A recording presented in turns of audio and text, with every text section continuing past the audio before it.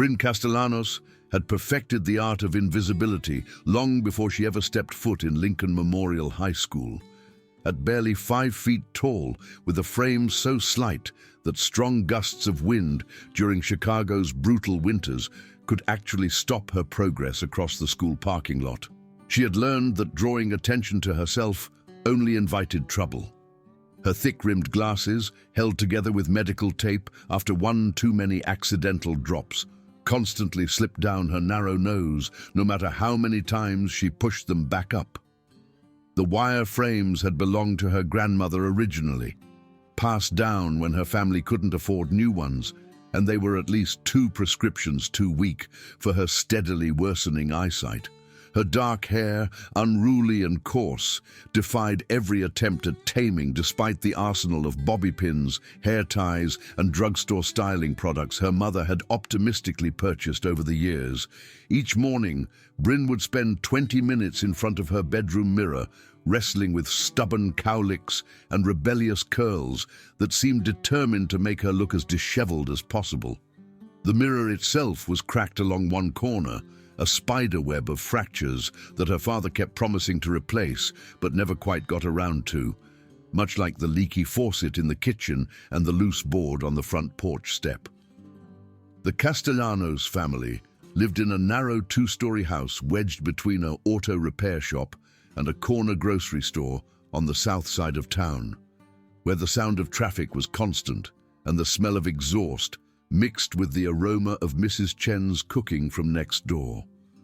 Bryn's bedroom window faced the back alley, where she could watch stray cats pick through garbage bins and listen to the distant rumble of the L train that carried more fortunate students to schools in better neighborhoods. Her walls were covered with academic achievement certificates from middle school, science fair ribbons, and a single photograph of her receiving her black belt, the only picture in the room where she was truly smiling. 3 months into her junior year at Lincoln Memorial, Bryn had successfully maintained her status as virtually invisible to her 1,500 classmates, which was precisely how she preferred things. She had developed an intricate system for navigating the crowded hallways without making eye contact, timing her movements between classes to avoid the worst of the rushing crowds, and selecting seats in classrooms that provided maximum cover while still allowing her to hear the lessons clearly. Her worn canvas messenger bag, inherited from her older brother Miguel before he joined the army, was clutched against her chest like armor, protecting the carefully organized collection of textbooks, notebooks, and supplies that represented her ticket to a better life. What absolutely none of her classmates, teachers, or even her guidance counselor knew was that every weekday evening at exactly 4:30, Bryn would climb into her mother's dented Honda Civic and drive 22 minutes through increasingly rough neighborhoods to reach Master Kim's Taekwondo Academy. The drive took her past abandoned factories with broken windows, through intersections where police cars seemed permanently stationed, and along stretches of road where half the streetlights no longer functioned. But none of that mattered once she stepped through the doors of the converted warehouse that had become her second home. Master Kim's Academy occupied a space that had once housed a small manufacturing company, and the high ceilings and concrete floors bore witness to its industrial past. Fluorescent lights hung from chains, casting harsh shadows that danced whenever anyone moved beneath them. The walls were lined with mirrors on one side and weapons racks on the other, while the center of the space was dominated by thick mats that bore the scuff marks and sweat stains of countless training sessions. The air always carried the scent of exertion and determination, mixed with the faint chemical smell of the cleaning products Master Kim used to maintain his equipment. Master Kim Sung-ho was a 62-year-old Korean immigrant whose compact frame and weathered face told the story of a lifetime dedicated to martial arts. He had competed in the 1988 Olympics in Seoul, representing his home country with a pride that still shone in his eyes whenever he spoke of those days. His hands were gnarled from decades of conditioning exercises, his knuckles permanently enlarged from breaking boards and striking makiwara posts, but his movements still possessed a fluid grace that made him seem decades younger than his actual age. When he demonstrated techniques, his body flowed with the kind of precision that only came from having performed the same motions thousands of times, each repetition refining his understanding of balance, timing, and power. The decision to enroll 8-year-old Bryn in Master Kim's classes had not been an easy one for her parents. Carlos Castellanos worked double shifts at a packaging plant, his hands permanently stained with industrial dye and his back chronically aching from loading trucks 12 hours a day.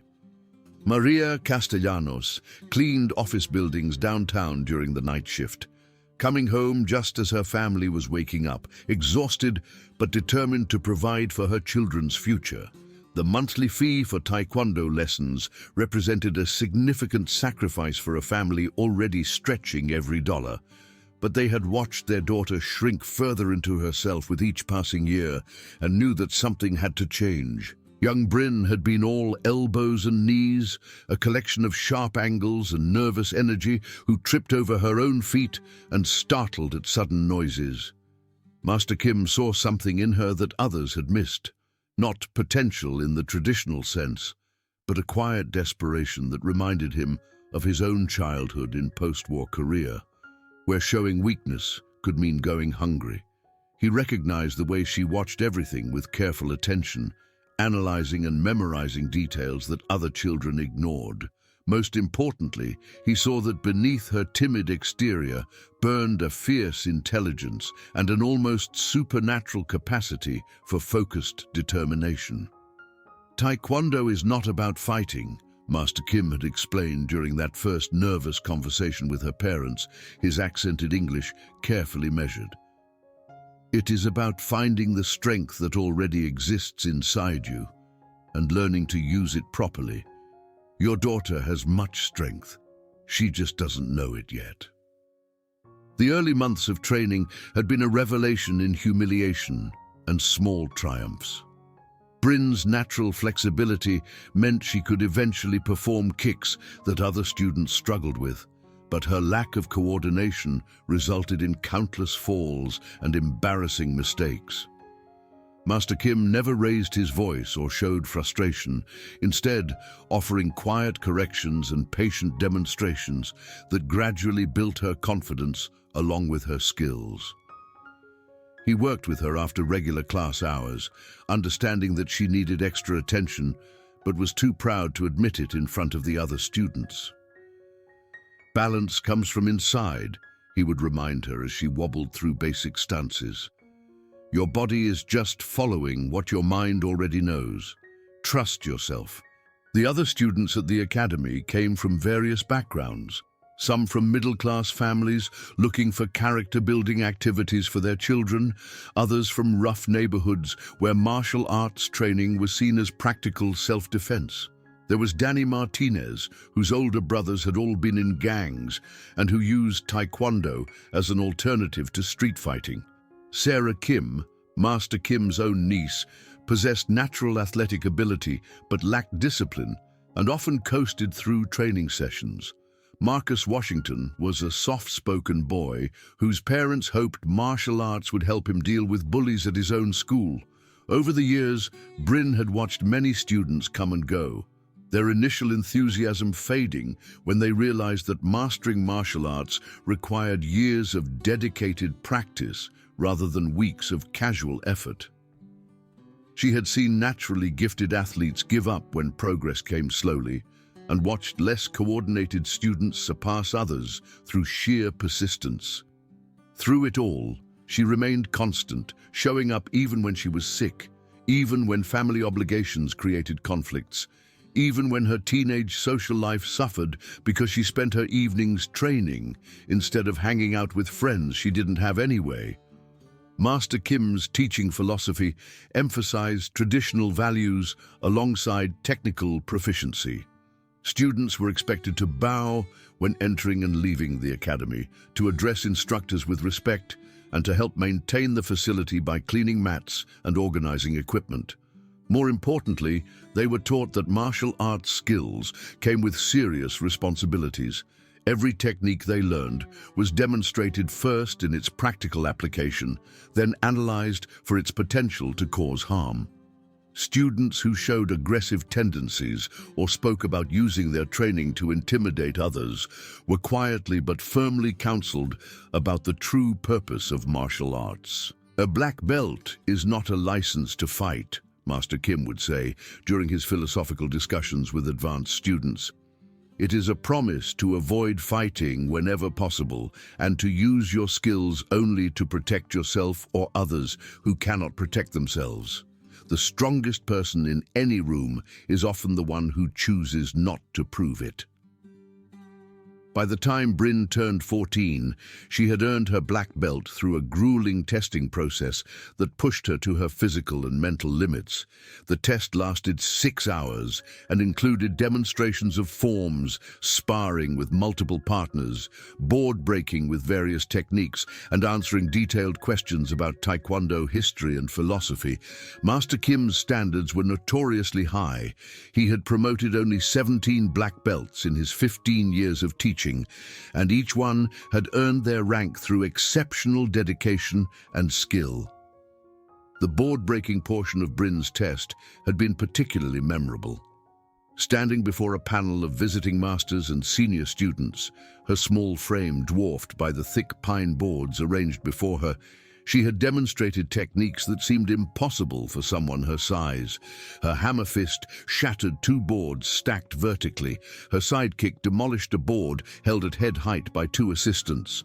Most impressively, her jumping front kick broke 3 boards arranged at different heights, requiring perfect timing and explosive power that left the observers shaking their heads in amazement. "In Korea we have saying," Master Kim had told her after the ceremony, as she stood holding her new black belt with trembling hands. "The bamboo that bends in the storm survives while the mighty oak breaks. You are like bamboo, flexible but very strong. Never forget this." Now, 3 years later, Bryn's skills had evolved far beyond what most people would consider normal for a teenager. Her forms were executed with mechanical precision, each movement flowing into the next with the kind of fluidity that only came from thousands of repetitions. Her kicks could generate tremendous power despite her slight frame, utilizing perfect technique to overcome her physical limitations. More importantly, her understanding of timing and distance had been refined through countless sparring sessions to the point where she could read an opponent's intentions and respond before they completed their attacks. The private lessons with Master Kim had continued throughout her black belt training, focusing on advanced techniques and real-world applications.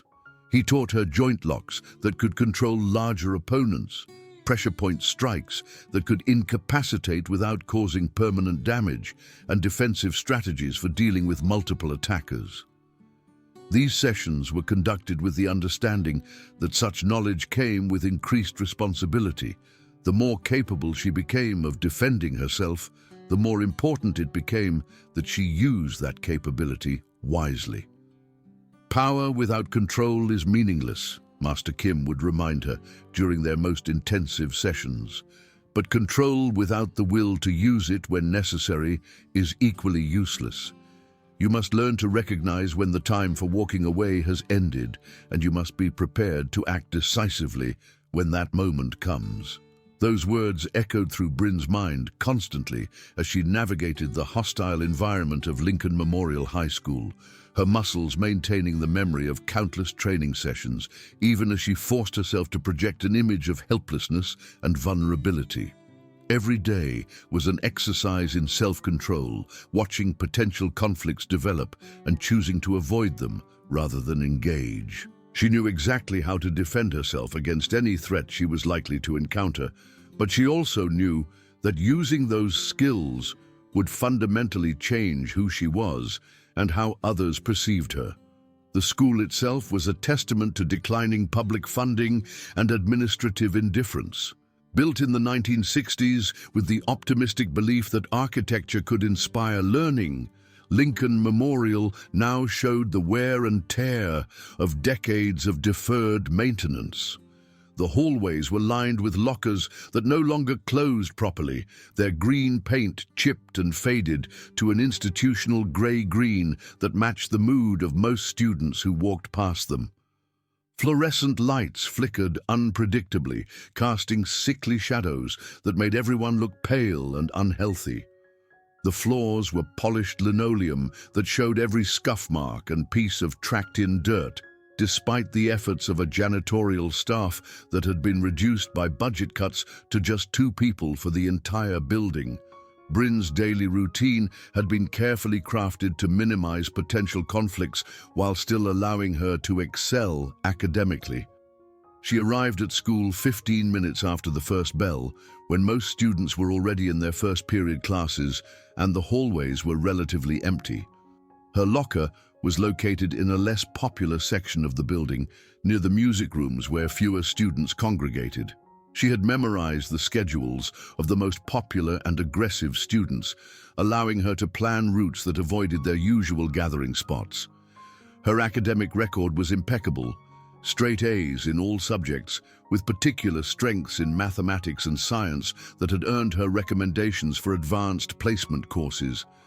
Teachers praised her work ethic and attention to detail, though they often noted that she seemed reluctant to participate in class discussions, despite clearly knowing the material better than most of her peers. Her essays were thoughtful and well-researched.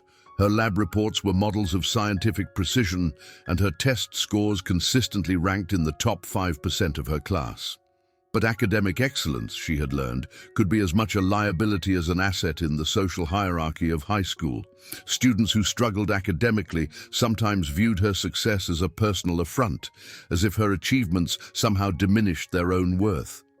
Teachers who relied on grade curves found her performance problematic because it made other students' failures more apparent by comparison. Even her guidance counselor seemed uncomfortable with her combination of academic excellence and social invisibility, regularly suggesting extracurricular activities that Bryn politely declined to avoid drawing attention to herself. The social ecosystem of Lincoln Memorial operated according to rules that were never explicitly stated but understood by everyone. At the top were the athletes and cheerleaders whose physical prowess and school spirit made them the unofficial royalty of the student body. Below them were the various specialized groups, theater kids, band members, student government officials, and the children of wealthy families whose parents' donations kept certain programs funded. In the middle were the vast majority of students who belonged to informal friendship groups based on shared interests, neighborhood proximity, or family connections. At the bottom were students like Bryn, the invisible ones who neither excelled socially nor caused enough trouble to demand attention. They existed in the margins, occupying the same physical space as their more prominent classmates, but remaining essentially unseen. Some had learned to embrace this invisibility as protection, understanding that drawing attention usually meant inviting criticism or ridicule. Others desperately sought to climb the social ladder, often making themselves targets in the process. Unfortunately for Bryn, someone had noticed her despite all her efforts to remain invisible. Brett Hawthorne was everything that Lincoln Memorial High School valued and rewarded. 6 feet 2 inches of athletic confidence wrapped in a Letterman jacket that proclaimed his status as captain of the varsity football team. His sandy brown hair was always perfectly styled with expensive products, and his green eyes held the kind of easy assurance that came from a lifetime of having doors opened for him simply because of who he was. His family lived in Maple Grove, the affluent suburb where houses sat on manicured lots and 3-car garages were standard features. His father owned a successful construction company, and his mother served on the school board, which meant that Brett had grown up understanding that rules were flexible things that applied differently to people like him. The football team at Lincoln Memorial was more than just an athletic program. It was the school's primary source of pride and community identity.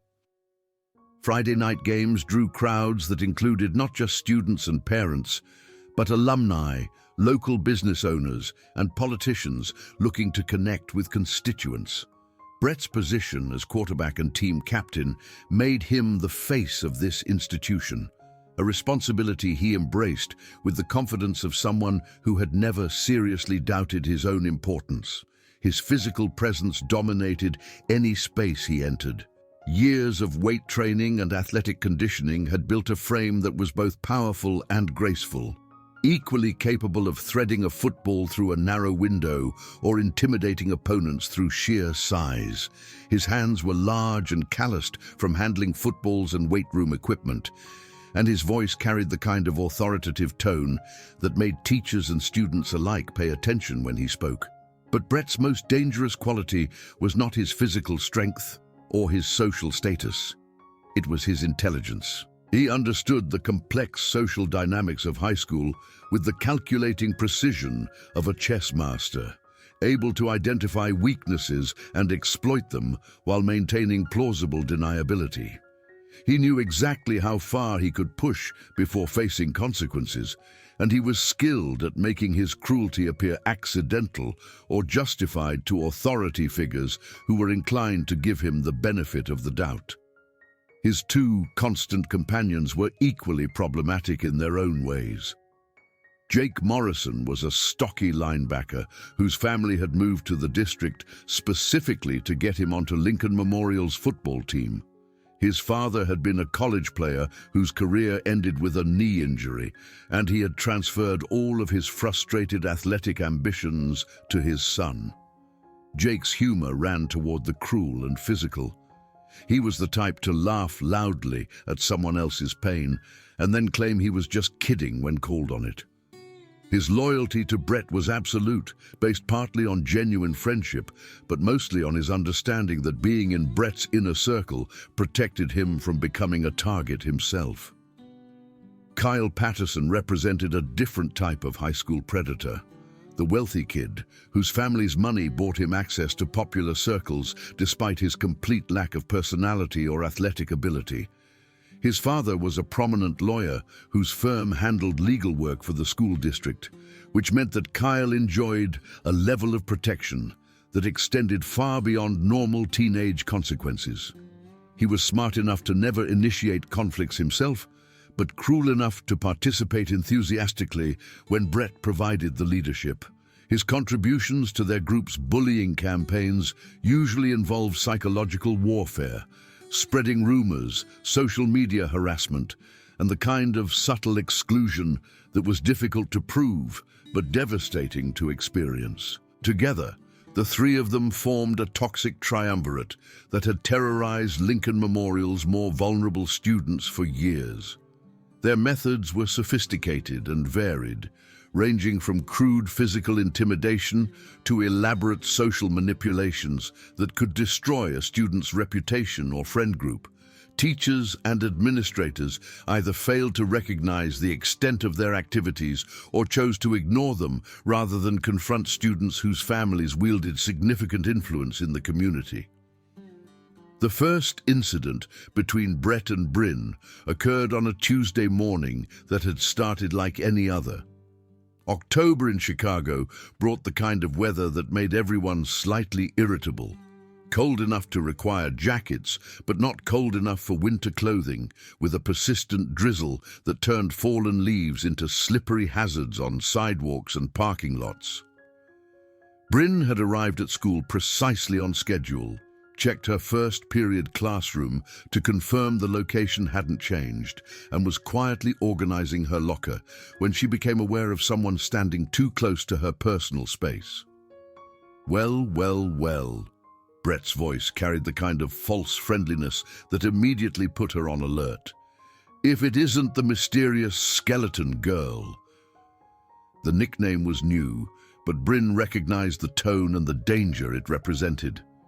She had witnessed Brett's interactions with other vulnerable students, always starting with seemingly casual remarks that gradually escalated into systematic harassment campaigns.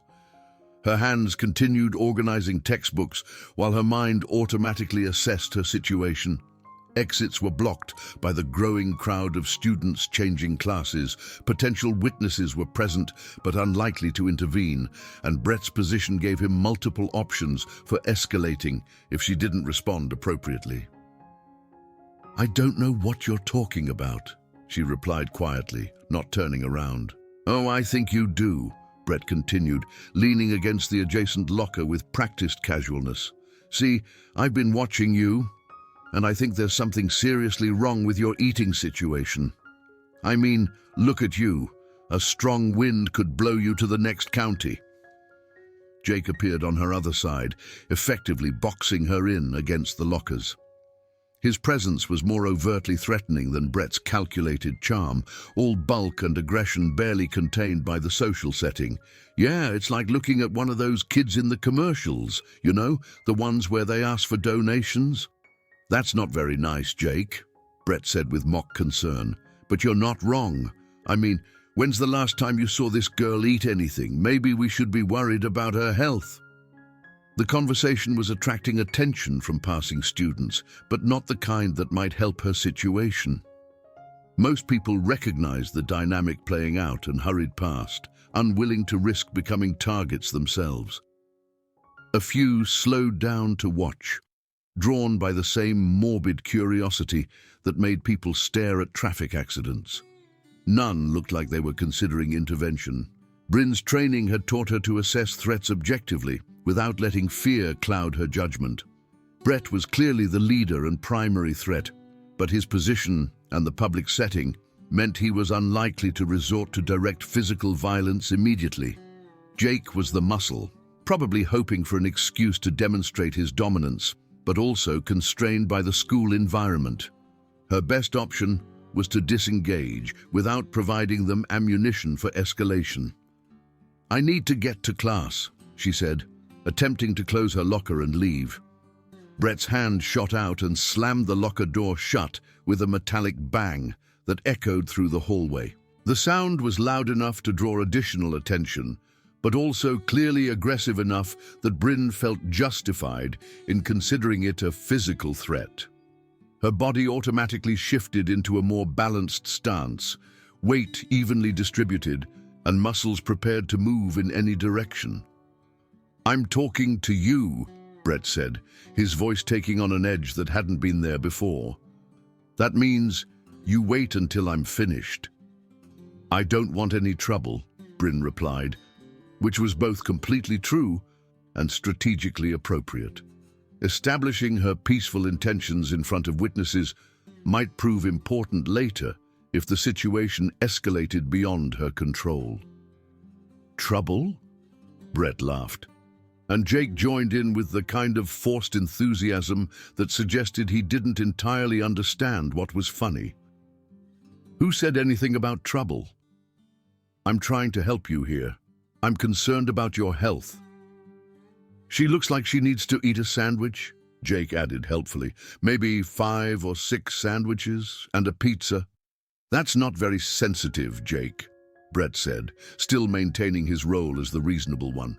"Maybe she can't help being a skeleton. Maybe it's a medical condition or something." Kyle appeared as if summoned, completing their standard formation for intimidation encounters. His contribution was typically less creative than his friends, but he understood his role in the dynamic. "My mom says some girls have eating disorders. Maybe she needs professional help."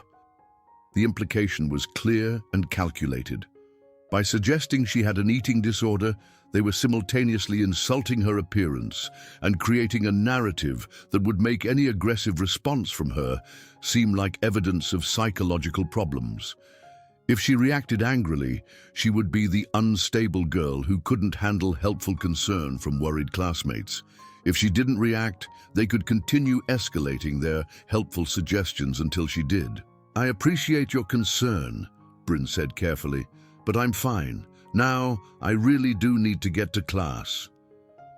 She attempted to move around them, but Brett stepped into her path, forcing her to stop or collide with him.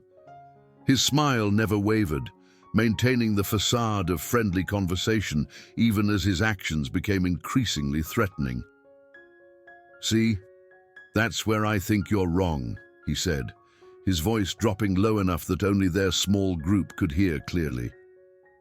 "I don't think you're fine at all.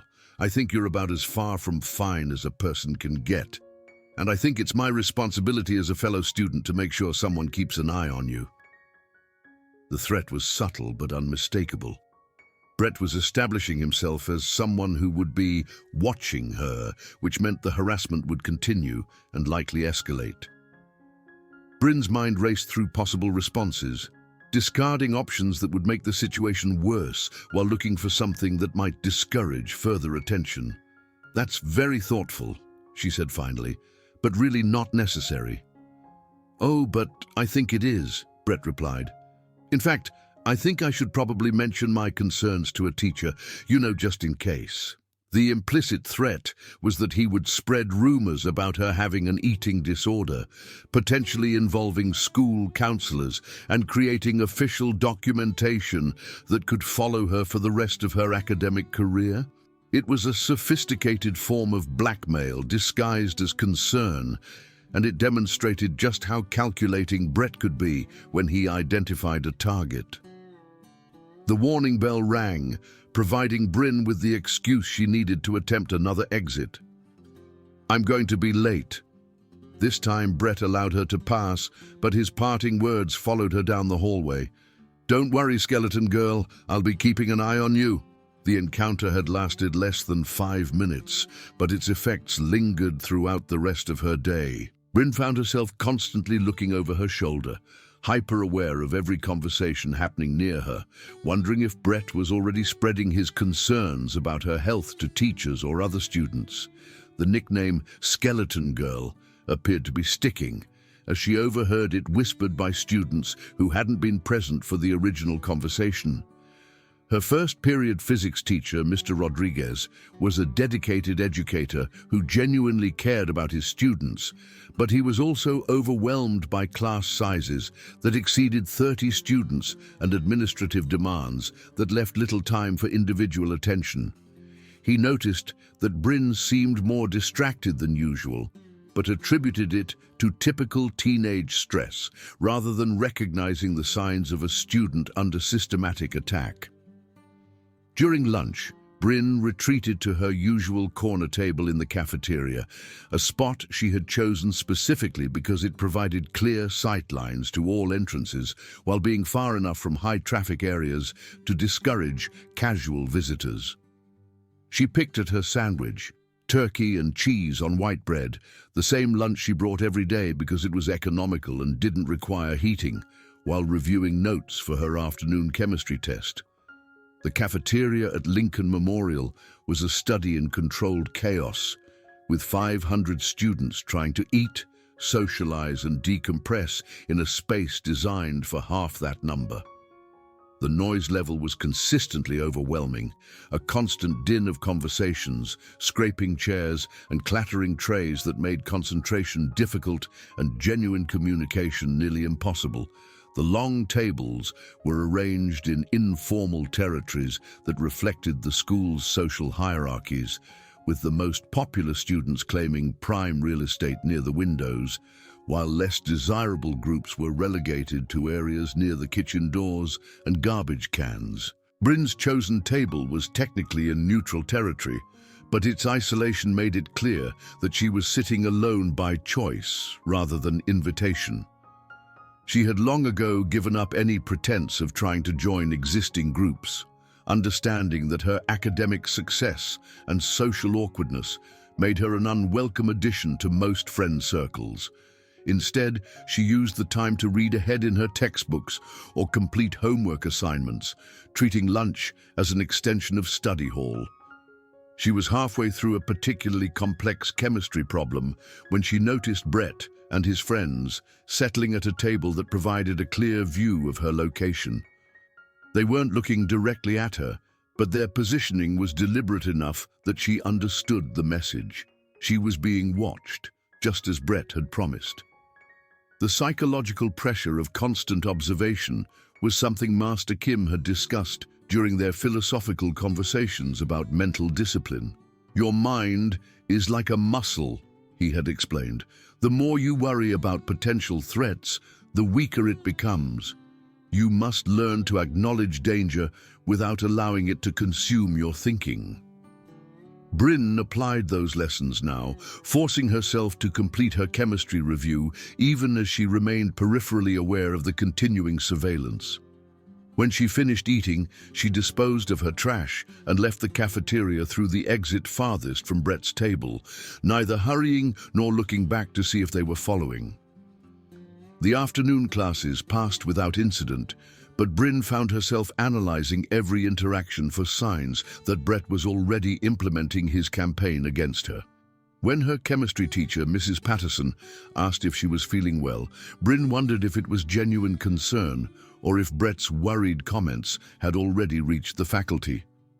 When a classmate in her English class looked at her strangely, she tried to determine if it was normal teenage curiosity or evidence that rumors were already spreading. By the time she reached her car after school, Bryn felt emotionally exhausted from the constant vigilance.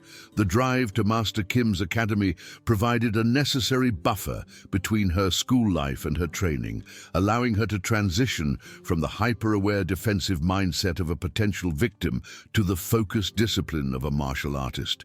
The familiar route through increasingly rough neighborhoods felt safer than the hallways of her own school, largely because the threats in rough neighborhoods were honest and straightforward rather than hidden behind facades of respectability. Master Kim noticed her distraction immediately. After 30 minutes of forms practice that lacked her usual precision and focus, he called her aside for a private conversation. "You are troubled," he observed, his statement carrying no judgment, only recognition of an obvious fact. "Just school stuff," Bryn replied, not wanting to burden him with problems he couldn't help solve. "Ah," Master Kim nodded wisely. "School stuff is often the most difficult kind of stuff. Tell me about this school stuff." Something about his patient tone and genuine concern broke through her usual reluctance to discuss personal problems. Over the next 20 minutes, Bryn found herself describing the morning's encounter with Brett, her fears about escalating harassment, and her conflicted feelings about how to respond. Master Kim listened without interruption, occasionally nodding or asking brief, clarifying questions. When she finished, he was quiet for a long moment, considering his response with the same careful attention he brought to analyzing complex techniques. "In Korea, when I was a young boy, there was an older student who would take my lunch money," he said finally. "Every day, same thing. I would bring money for food. He would take it. I would go hungry. My father, he'd tell me to ignore this boy, that fighting would only make things worse." "What did you do?" Bryn asked. "I ignored him, just like my father said. For 3 months, I went hungry every day at school. I became very thin, very weak. My grades suffered because I could not concentrate when I was hungry. Finally, my mother noticed and asked why I was losing weight. And then my mother, she went to school and spoke to this boy. She explained to him that if he continued taking my lunch money, she would speak to his mother about his behavior. The next day, he left me alone." Bryn frowned, unsure what lesson she was supposed to take from the story. "So, I should tell my mother." Master Kim shook his head. "No, that is not the lesson. The lesson is that sometimes ignoring a problem does not make it go away. Sometimes you need someone to stand up for you. But most important lesson is this: you must decide for yourself when the time for walking away has ended." "How do I know when that time comes?" "You will know," Master Kim said simply. "Your heart will tell you. But when that time comes, you must be prepared to act decisively and without hesitation. Bullies, they are like wild animals. They understand strength and weakness, but they do not understand mercy or compromise." That evening, Bryn practiced with unusual intensity, channeling her frustration and anxiety into her techniques. Her kicks snapped with extra force, her forms flowed with aggressive precision, and her sparring sessions with other students took on a competitive edge that hadn't been there before. Master Kim watched approvingly, understanding that sometimes anger could be transformed into focus, if properly channeled. The next morning brought confirmation that Brett's campaign against her was just beginning. As she approached her locker, Bryn noticed that someone had taped a piece of paper to the front. Upon closer inspection, she discovered a fake advertisement for eating disorder treatment, complete with a phone number and the words, "Help is available," printed in large, sympathetic font. The humiliation was immediate and intense. Other students passing by pointed and whispered, some laughing openly, while others looked away in embarrassment on her behalf. Bryn quickly tore down the paper and stuffed it into her backpack, but the damage was done. The message was clear. Brett had resources and creativity, and he was willing to use both to make her life miserable. During first period physics, she overheard two girls discussing her situation in terms that suggested Brett's narrative was already spreading through the school's gossip network. "I heard she's anorexic," one whispered. "That Brett guy is really worried about her." "My sister had an eating disorder," the other replied. "She looked just like that, all bones and no meat. It's really sad." The conversation continued with speculation about what might have caused her supposed eating disorder and whether someone should report it to the school counselors. Bryn kept her eyes fixed on her textbook, pretending not to hear, while internally marveling at how effectively Brett had twisted his harassment into a story where he was the concerned good guy trying to help a troubled classmate. The pattern established itself quickly over the following days. Brett would find opportunities to express his concern about her health in front of witnesses. Jake would add crude comments about her appearance, and Kyle would contribute pseudo-psychological observations that gave their harassment an air of informed helpfulness. Each incident was carefully calculated to stay within the bounds of plausible deniability while maximizing psychological damage. During gym class, Jake loudly wondered if she should be excused from physical activities due to her obvious condition. In the hallway between classes, Kyle would point her out to other students while explaining his theory that she needed professional intervention. Brett would approach teachers with worried expressions, mentioning his concerns about a classmate who seemed to be struggling with serious issues. The psychological toll was cumulative and devastating. Bryn found herself examining her appearance obsessively, wondering if she really was as thin as they claimed. She began eating larger lunches to counter their narrative, which only made her stomach upset and gave them new ammunition about her supposedly abnormal relationship with food. Her grades remained perfect, but her confidence eroded daily under the constant scrutiny and public humiliation. The worst part was the isolation. Students who might have been friendly before now avoided her, either because they believed Brett's rumors or because they didn't want to risk becoming targets themselves. Teachers treated her with the kind of careful sympathy reserved for students with serious problems, which meant their interactions became awkward and stilted. Even her parents noticed changes in her behavior, but attributed them to typical teenage stress rather than systematic harassment. 3 weeks into the campaign, Bryn was beginning to understand why so many victims of bullying eventually broke down or changed schools. The constant stress was affecting her sleep, her appetite, and her ability to concentrate on anything other than survival. She found herself planning elaborate routes through the school to avoid Brett and his friends, timing her movements to minimize exposure, and developing increasingly paranoid strategies for protecting herself from their next attack. It was during this period of maximum vulnerability that Oliver Chen transferred to Lincoln Memorial High School. Oliver arrived on a Monday morning in November, when the first serious cold snap of the season had turned Chicago's persistent drizzle into a mixture of snow and freezing rain that made everyone miserable. He appeared in Bryn's first period physics class, carrying a schedule that was obviously new and looking around the room with the kind of curious interest that suggested he wasn't intimidated by new environments. At 6 feet tall, with a lean athletic build that suggested participation in sports without the bulk that came from serious weight training, Oliver possessed a naturally confident bearing that was immediately apparent to everyone in the classroom. His dark hair was perpetually disheveled in a way that looked deliberately casual rather than accidentally unkempt, and his wire-rimmed glasses gave him an intellectual appearance that was enhanced rather than diminished by his obvious comfort with his own intelligence. His clothing choices suggested someone who paid attention to current trends without being enslaved by them.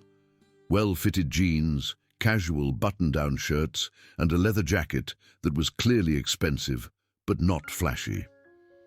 More importantly, his interaction with Mr. Rodriguez demonstrated the kind of easy social skills that would make his integration into Lincoln Memorial's social hierarchy relatively smooth. "Class, I'd like you to meet Oliver Chen," Mr. Rodriguez announced. "He's joining us from California, and he's already completed most of the curriculum we're covering this semester, so he'll be working on some independent projects while the rest of you catch up." Oliver smiled and raised his hand in a casual greeting. "Thanks for the welcome. I'm looking forward to working with everyone." The easy confidence in his voice and the genuine friendliness of his expression immediately marked him as someone who would be popular with both students and teachers. Bryn found herself watching him with the kind of attention she usually reserved for potential threats, but her assessment suggested that Oliver represented a different kind of disruption, someone whose presence might shift existing social dynamics in unpredictable ways. When Mr. Rodriguez asked for a volunteer to show Oliver around the school, several hands went up immediately. He selected Jessica Martinez, one of the student council members, who possessed the kind of outgoing personality that made her effective at helping new students navigate complex social situations. As Oliver gathered his materials and prepared to leave with Jessica, his eyes swept the classroom and briefly met Bryn's. He smiled and nodded slightly, the kind of casual acknowledgement he probably gave to everyone, but it was the first genuinely friendly interaction she had experienced at Lincoln Memorial in weeks. During lunch, Bryn observed Oliver from her isolated corner table as he moved through the cafeteria with Jessica and several other student government members. His integration was proceeding exactly as expected for someone with his obvious social advantages: attractive, intelligent, friendly, and new enough to be interesting without being threatening to existing power structures. She watched him being introduced to various groups, saw him laughing easily at their jokes and contributing to their conversations, and felt a familiar pang of longing for the kind of social connections that seemed to come naturally to some people. What surprised her was that as Oliver's guided tour of the cafeteria progressed, his attention seemed to drift toward her table. She noticed him glancing in her direction several times, not with the kind of curious staring that suggested he was evaluating her as a potential target for gossip, but with what appeared to be genuine interest. When their eyes met accidentally, he smiled again, and this time the expression seemed more deliberate and personal. The possibility that the new student might be interested in talking to her was both thrilling and terrifying. Bryn had grown so accustomed to being invisible that the prospect of positive attention felt foreign and dangerous. If Oliver was genuinely friendly, it might provide a welcome relief from her isolation. But if Brett noticed that the popular new student was paying attention to his current target, it could escalate her situation dramatically. Her concerns proved justified the next day when Oliver appeared in her second period AP chemistry class. Mrs. Patterson was explaining a complex laboratory procedure when she noticed the new student standing in her doorway with a schedule change form. "Ah, you must be Oliver Chen," she said, examining his paperwork. "I understand you've already covered most of the basic chemistry curriculum. That's excellent. We can put you right into advanced work." She scanned the classroom for an appropriate lab partner and naturally settled on Bryn, who was sitting alone at a lab table clearly designed for 2 students. "Bryn, would you mind working with Oliver?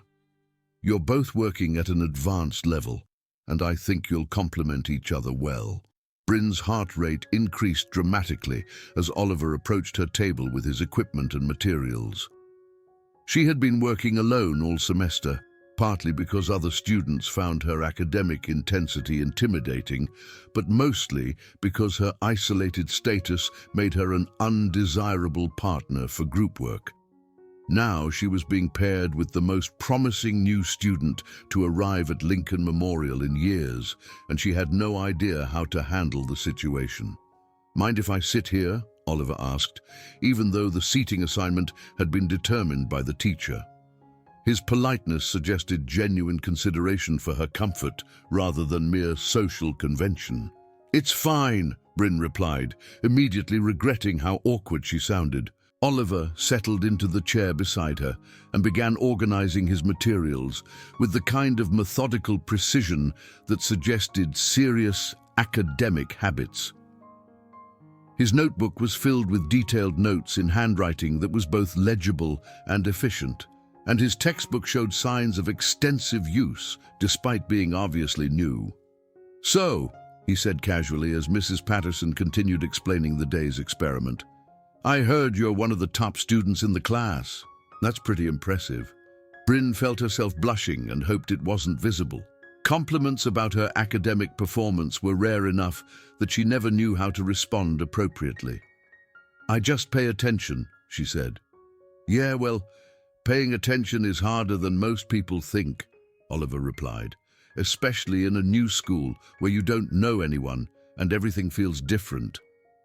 There was something in his tone that suggested he understood social isolation from personal experience rather than mere observation. Bryn found herself studying his profile as he read through the laboratory instructions, looking for clues about his background and motivations. "Where in California are you from?" she asked, surprising herself by initiating conversation. "San Diego," Oliver replied. "My dad got transferred for work, and my mom thought it would be good for me to experience a different part of the country before college." "Do you miss it?" "Every day," Oliver said with a rueful smile, "especially when I wake up and it's 30 degrees outside. But there are some advantages to starting over in a new place. You get to decide who you want to be instead of being stuck with who you were." The comment seemed deliberately philosophical, as if he was testing her intellectual curiosity. Bryn found herself responding more naturally than she had in any conversation at Lincoln Memorial. "That's assuming people let you be someone different," she said. "Sometimes new places have the same old problems." Oliver looked at her with increased interest, as if her response had revealed something unexpected. "True. But sometimes the problems in new places are different enough that old solutions don't work anymore, which means you have to get creative."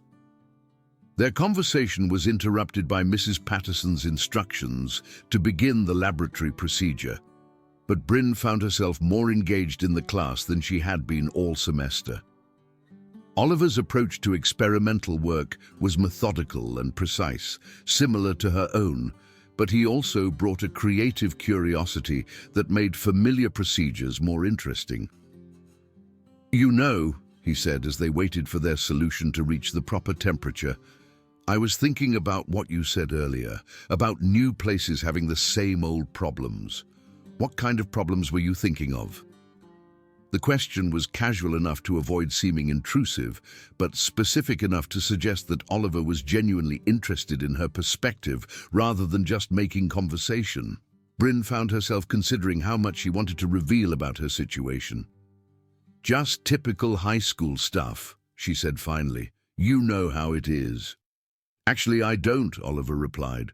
"My last school was pretty different from this place. Smaller, more focused on academics. The social dynamics here seem more complicated." His observation was accurate and suggested that he was already picking up on the complex hierarchies and power structures that governed Lincoln Memorial's social environment. Bryn wondered if he had noticed Brett's harassment campaign or if he was simply making general observations about the school's culture. "It's not that bad," she said, which was both completely false and strategically appropriate. She had learned that complaining about her situation to potential allies often backfired by making them want to avoid getting involved. "If you say so," Oliver said, but his tone suggested he wasn't entirely convinced.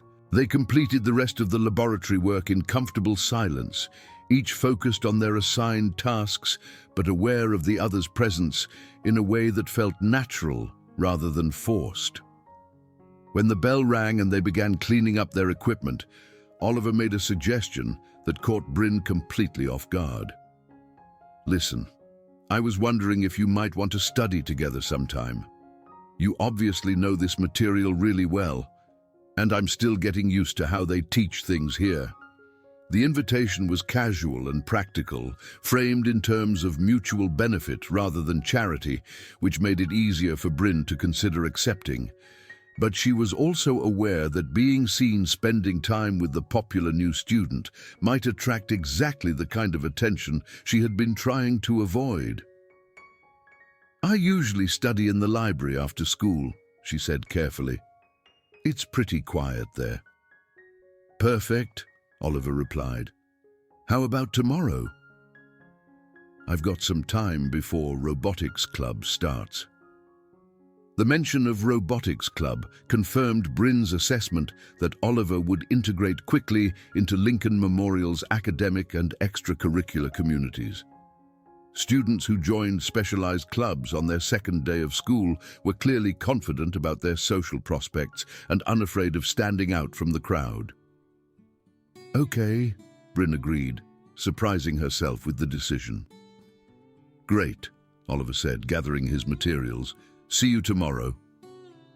As he left the classroom, Bryn realized that she had just made her first social commitment at Lincoln Memorial High School.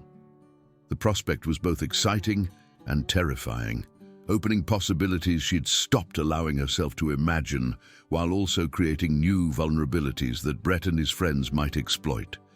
Her fears proved justified during lunch later that day. She was sitting at her usual isolated table when Brett appeared with his characteristic smirk and artificial concern. "Well, well, skeleton girl," he said, settling into the chair across from her without invitation. "I hear you've been talking to the new guy." Jake and Kyle flanked him automatically, completing their standard intimidation formation. The positioning blocked her exits and created a private space for conversation despite the crowded cafeteria setting. "Word gets around fast in a school like this," Brett continued, "especially when someone like you suddenly starts socializing with someone like him." The implication was clear. Her social status was so low that any interaction with a desirable new student would be noticed and remarked upon. It was a calculated reminder of her position in the school's hierarchy and a warning about what might happen if she attempted to rise above it. "I don't know what you mean," Bryn said, focusing on her sandwich to avoid making eye contact. "Oh, I think you do," Brett replied. "See, I've been watching Oliver Chen since he got here. Nice guy, smart, good-looking, probably going to be pretty popular. The kind of guy who could have his pick of friends and other relationships." The pause before other relationships was deliberately suggestive, implying romantic possibilities that made Bryn's face burn with embarrassment. "Which makes me wonder," Brett continued, "what he's thinking when he talks to someone like you. Maybe he doesn't understand the situation here yet. Maybe he needs someone to explain how things work." The threat was subtle but unmistakable.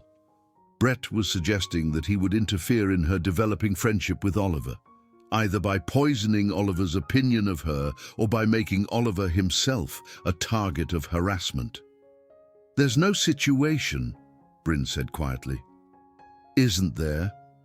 Jake laughed. Come on, skeleton girl. You think we don't notice when you start getting ideas above your station? I'm just trying to do my schoolwork, Bryn replied. Yeah, well, schoolwork is one thing, Kyle added. But trying to drag innocent people into your problems is something else entirely. The phrasing was particularly cruel because it suggested that she was somehow responsible for the harassment she received, and that anyone who befriended her would naturally become a victim by association. It was a sophisticated form of social isolation that made her responsible for protecting potential friends from her own toxic status. I wouldn't want Oliver to get the wrong impression about you, Brett said, his voice taking on a tone of mock sympathy. I mean, he seems like a good guy. It would be a shame if he got involved with someone who has issues. What kind of issues? Bryn asked, despite knowing she was walking into a trap. Well, there's your obvious eating problems, Brett said, gesturing at her untouched sandwich.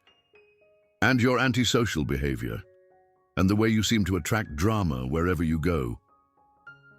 The last comment was particularly infuriating because Brett was the source of all the drama in her life, but his phrasing made it sound like chaos followed her naturally rather than being deliberately created by him and his friends.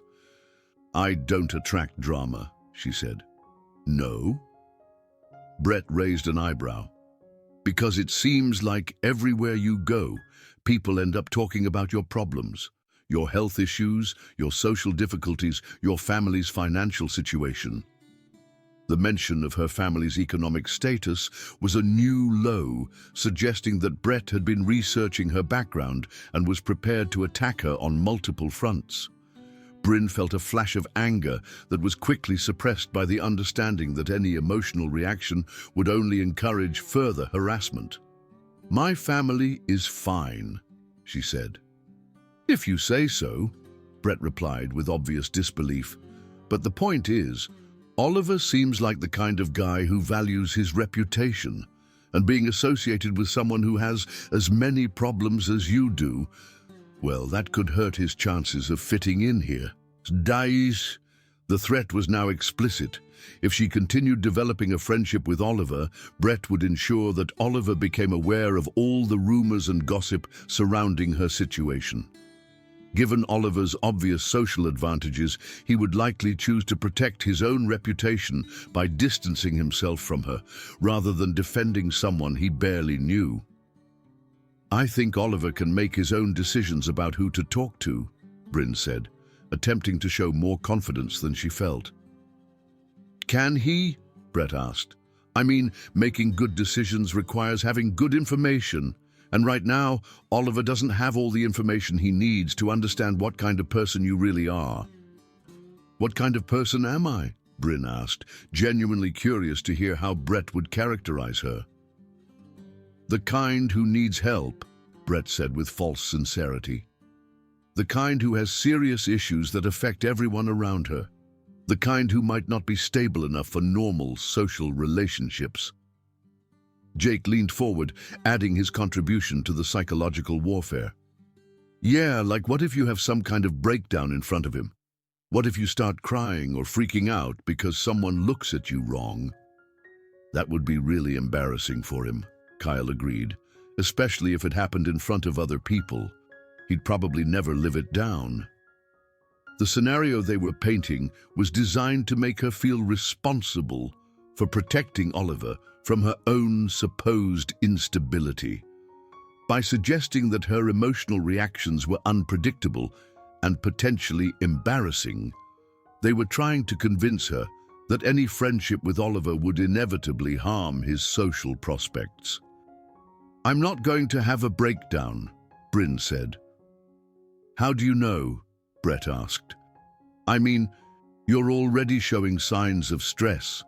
Look at how you're sitting, all hunched over and defensive, and you're not eating again, which just proves my point about your relationship with food. A deal. The observation was accurate because their harassment was indeed causing her stress, but Brett's interpretation made it seem like evidence of inherent psychological problems rather than a rational response to systematic bullying. Maybe what you need, Brett continued thoughtfully, is to focus on getting yourself healthy before you try to drag other people into your problems. You know, work on your issues in private instead of making them everyone else's responsibility.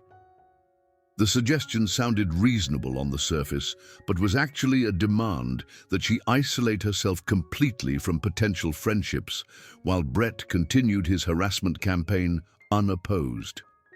It was a sophisticated manipulation that framed his cruelty as concern for her well-being and Oliver's protection. "I'll think about it," Bryn said, hoping to end the conversation. "Good," Brett said, standing up with obvious satisfaction. "I'm glad we could have this talk. It's important that we're all looking out for each other's best interests." As he and his friends left her table, Bryn felt the familiar combination of humiliation and rage that followed their encounters. But this time, there was an additional element, fear that their threats might actually succeed in destroying her developing friendship with Oliver before it had a chance to grow. That afternoon, she found herself questioning whether she should meet Oliver in the library as planned. The rational part of her mind understood that Brett's manipulation was designed to make her isolate herself. But the emotional part worried that Oliver really would be better off without the complications that came with befriending her. The internal conflict was exhausting and interfered with her ability to concentrate on her classes. By the time the final bell rang, Bryn had almost decided to avoid the library entirely. She could make excuses about family obligations or extra homework, anything to prevent Oliver from becoming entangled in her situation. But as she stood by her locker, gathering materials for homework she could complete at home, Oliver appeared beside her with his characteristic easy smile. "Ready for some serious studying?" he asked. "I brought extra notebooks in case we need to compare notes." His enthusiasm was genuine and infectious, reminding Bryn of why she had enjoyed their chemistry lab partnership. Looking at his friendly, intelligent face, she found it difficult to believe that he would be as shallow and reputation-obsessed as Brett suggested. "Actually," she said carefully, "maybe we should postpone. I have some family stuff I need to deal with." Oliver's expression shifted slightly, suggesting that he recognized the excuse for what it was. "Is everything okay?" The question seemed genuinely concerned rather than merely polite, which made Bryn's decision more difficult. She wanted to be honest with him, but she also didn't want to burden him with problems he couldn't help solve. "It's complicated," she said. "Most interesting things are," Oliver replied. "Look, if you don't want to study together, that's totally fine. But if you're avoiding it because of something someone said to you, that's different." His perceptiveness was both comforting and alarming. The fact that he had already identified potential interference suggested that he was more aware of Lincoln Memorial's social dynamics than she had realized. "Why would you think someone said something to me?" she asked. "Because I've been in high school before," Oliver said with a slight smile. "And because I've noticed that certain people here seem to have very strong opinions about who talks to who." The acknowledgement that he had observed the school's social hierarchies and power dynamics changed the nature of their conversation. Instead of being an innocent new student who might be shocked by the existence of bullying, Oliver appeared to understand the situation well enough to make informed decisions about his involvement. "What kinds of things have you noticed?" Bryn asked. "Well," Oliver said, lowering his voice slightly, "I've noticed that Brett Hawthorne seems to take a very personal interest in monitoring other people's social interactions. And I've noticed that some students seem to go out of their way to avoid certain parts of the building at certain times of day." His observations were accurate and suggested that he possessed the kind of social intelligence that would make him aware of harassment campaigns, even if he wasn't directly involved in them. So if certain people suggested that talking to me might not be in your best interests, Bryn said carefully, what would you think about that? I'd think they were probably right, Oliver said, causing Bryn's heart to sink. Talking to you is definitely not in my best interests. She started to turn away, but Oliver continued before she could leave. It's much more interesting than what would be in my best interests, he said, and I've never been very good at doing what's supposedly good for me. The comment was delivered with a smile that suggested he was fully aware of the social risks involved in befriending her, but had decided to proceed anyway. It was exactly the kind of response she had hoped for, but hadn't dared to expect. You might regret that decision, she warned. Maybe, Oliver agreed, but I'll definitely regret it if I let other people make my decisions for me. So, library, unless you really do have family stuff to deal with.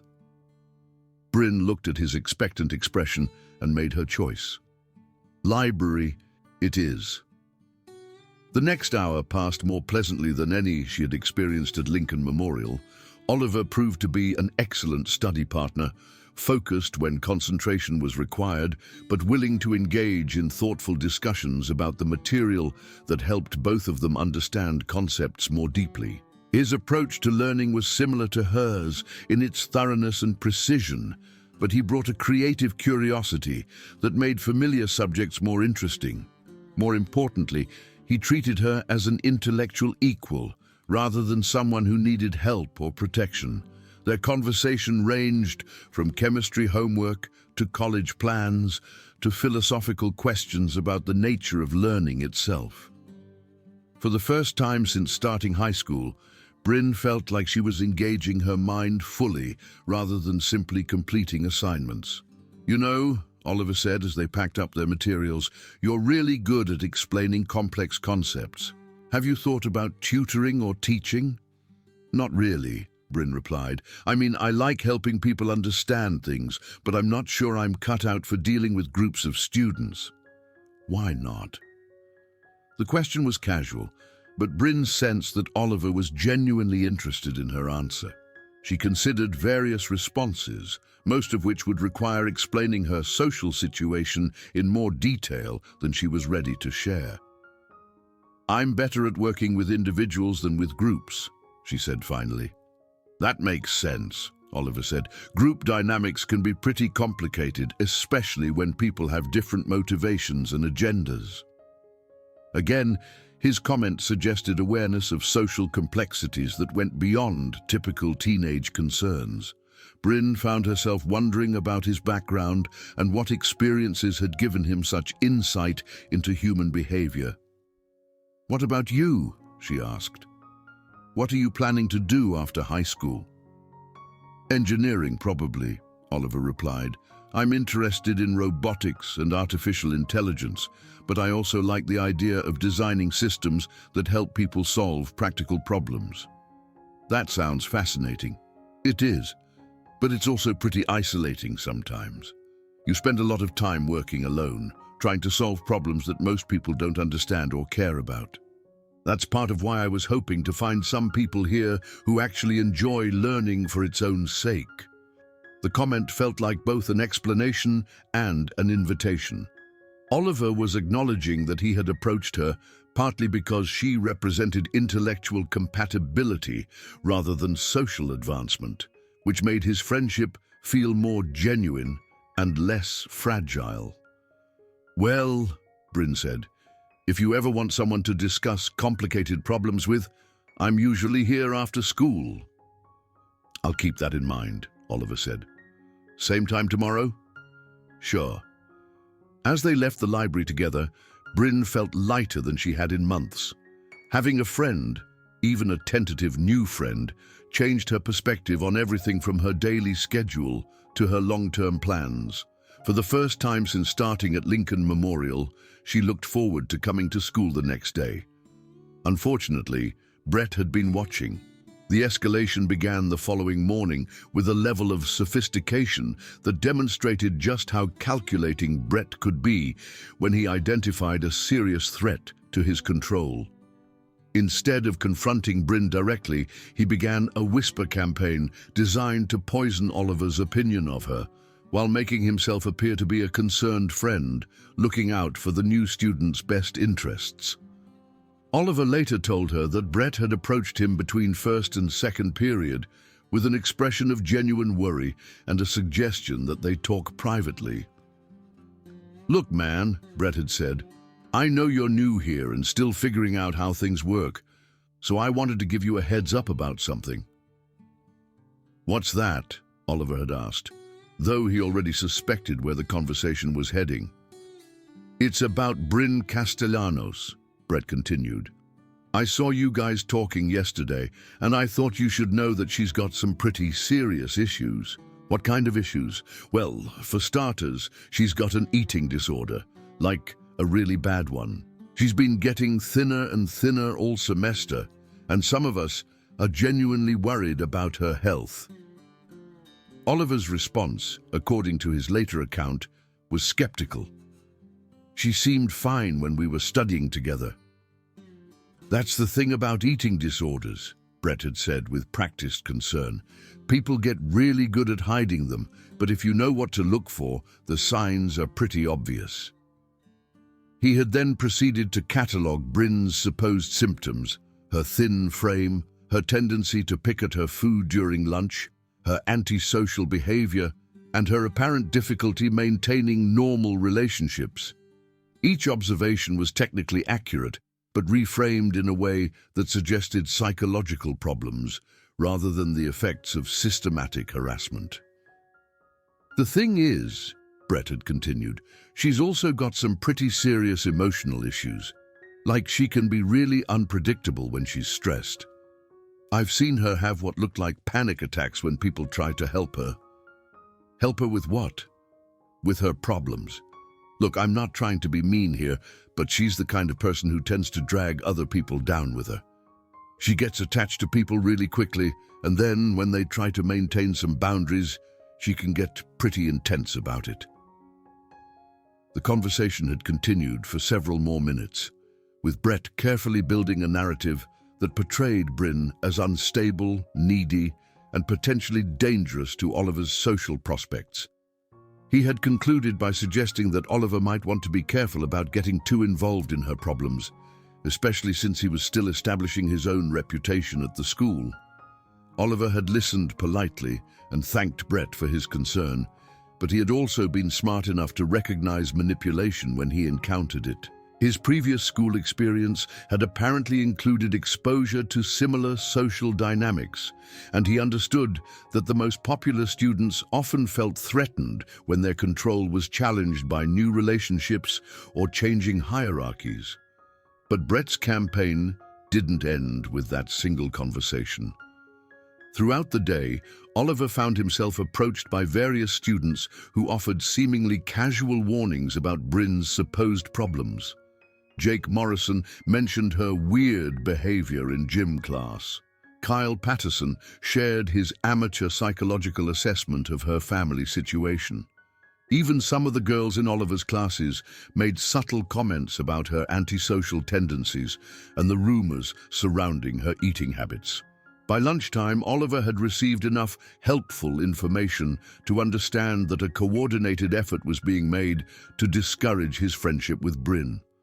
Rather than being persuaded by the campaign, however, he found himself increasingly interested in understanding why so many people were invested in keeping him away from her.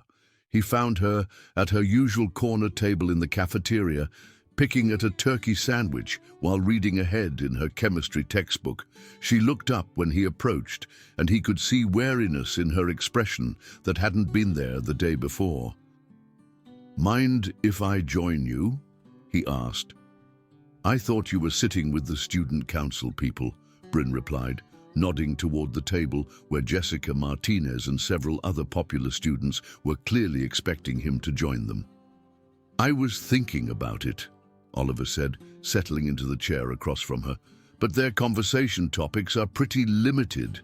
Something about dress codes and fundraising for a dance that's still 3 months away." Despite herself, Bryn smiled slightly. That does sound pretty boring.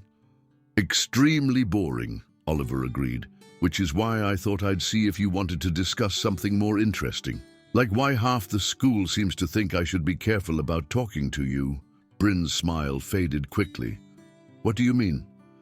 I mean, I've had about 6 different people today tell me that you have serious problems and that I should probably keep my distance for my own good.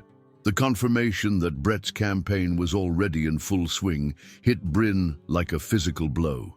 She had hoped that their threats might remain threats, but the speed and scope of the character assassination demonstrated just how effectively Brett could mobilize social pressure when he chose to.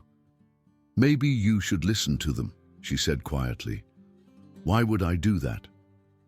Because they're probably right. About the problems, I mean. I do seem to attract drama. Oliver studied her face carefully, noting the way she had internalized the blame for harassment she clearly hadn't initiated.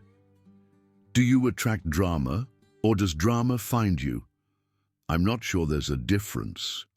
There's a huge difference, Oliver said firmly. One suggests that you're responsible for the problems you face. The other suggests that you're dealing with problems that other people create.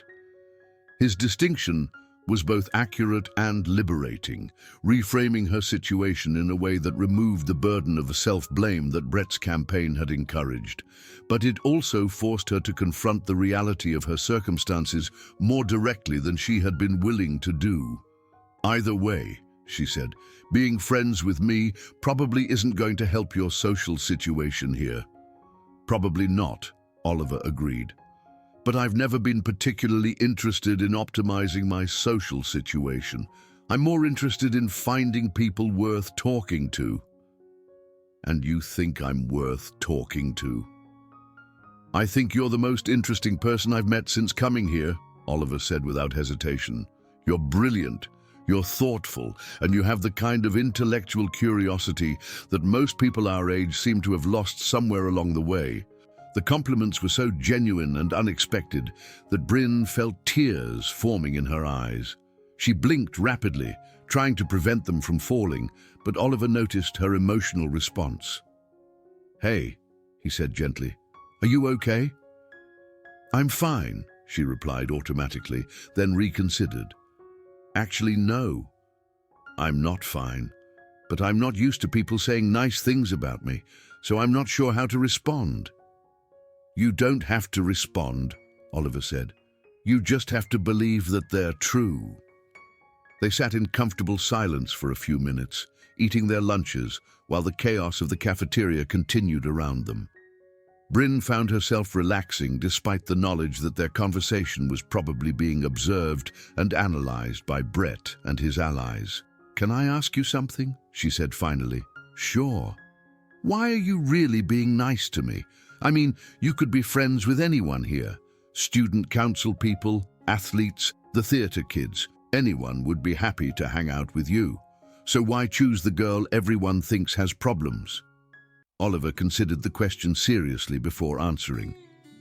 "Because most of the people you mentioned are nice enough, but they're also pretty predictable. Their interests, their goals, their conversation topics, everything about them fits into categories I've seen before. But you're different." "Different how?" "You think about things that other people don't even notice. You ask questions that go beyond what's required. You care about learning for its own sake, not just for grades or college applications. And you have the kind of integrity that makes you blame yourself for problems that clearly aren't your fault." Integrity? Yeah. Most people in your situation would either fight back aggressively or give up completely. But you're trying to handle an impossible situation with dignity, even when no one's watching or giving you credit for it. His assessment was both flattering and uncomfortable, forcing Bryn to see herself from a perspective she had never considered. The idea that her response to harassment might be viewed as admirable rather than weak was a completely new concept. "I don't feel very dignified most of the time," she admitted. "Dignity isn't about how you feel," Oliver said.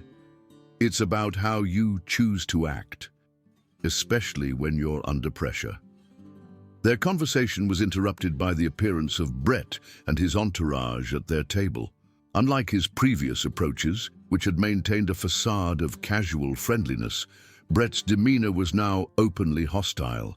He was clearly frustrated that his manipulation campaign hadn't succeeded in driving Oliver away, and he was prepared to escalate to more direct methods.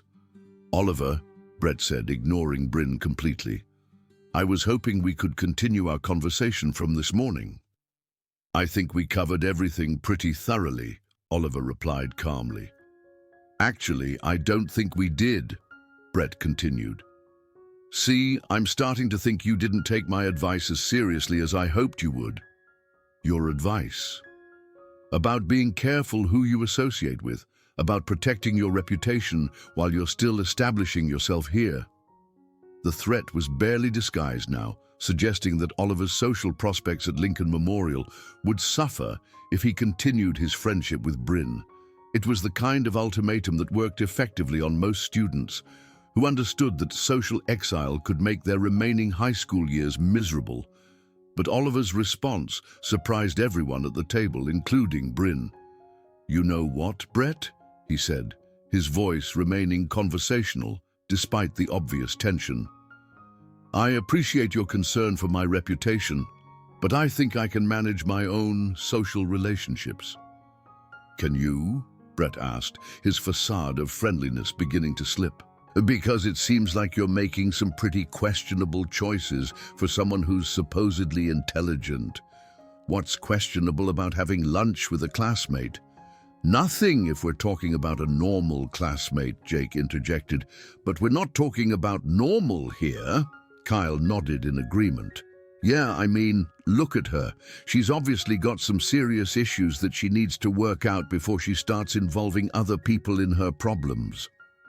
Oliver turned to look at Bryn, who was sitting silently with her head down, clearly wishing she could disappear. When he spoke, his voice carried a level of controlled anger that made everyone pay attention. "You want to know what I see when I look at her?" he asked. "I see someone who's intelligent enough to be taking advanced classes as a junior. I see someone who works harder than anyone else I've met here. And I see someone who's dealing with harassment that would have broken most people by now." The direct acknowledgement that Bryn was being harassed rather than simply having problems changed the entire dynamic of the conversation. Brett's carefully constructed narrative about concern and mental health crumbled when confronted with someone who recognized systematic bullying for what it was. "Harassment?" Brett laughed, but the sound was forced and unconvincing. "Who's harassing anyone?" "We're just concerned about a classmate who obviously needs help." "Right," Oliver said dryly. "And I'm sure your concern is completely sincere and has nothing to do with your need to maintain control over who talks to who in this school." The accuracy of his assessment clearly rattled Brett, who wasn't accustomed to having his motivations analyzed so directly. Most students either accepted his authority without question or challenged him in ways that he could easily dismiss as jealousy or troublemaking. "I don't know what you think you understand about how things work here," Brett said, his voice taking on a dangerous edge. "But you're making a mistake if you think you can just waltz in and start changing the social order." "I'm not trying to change anything," Oliver replied. "I'm just choosing my own friends instead of letting other people choose them for me." The standoff continued for several more seconds, with Brett clearly weighing his options for escalating the confrontation. The public setting limited his choices, and Oliver's calm confidence made aggressive responses seem disproportionate and potentially embarrassing. Finally, Brett settled on a strategic retreat that allowed him to maintain face while delivering a parting threat. "Well," he said, his smile returning but failing to reach his eyes, "I guess everyone has to learn from their own mistakes. Just don't say I didn't warn you when things get complicated." As he and his friends walked away, Oliver turned back to Bryn with an expression of concern and determination. "Are you okay?" he asked. "You shouldn't have done that," Bryn said, her voice barely above a whisper. "Why not?" "Because now they're going to go after you too, and you don't deserve that just for being nice to me." Oliver reached across the table and gently touched her hand, the first deliberately comforting physical contact she had experienced in months. "Let me worry about what I deserve," he said. "The question is, are you going to be okay with having a friend who apparently doesn't know when to keep his mouth shut?" Despite everything, Bryn found herself smiling. "I think I can live with that." "Good," Oliver said, "because I have a feeling things are about to get interesting." His prediction proved accurate over the following days, as Brett's campaign evolved to include Oliver as a secondary target. The harassment was more subtle than what Bryn experienced.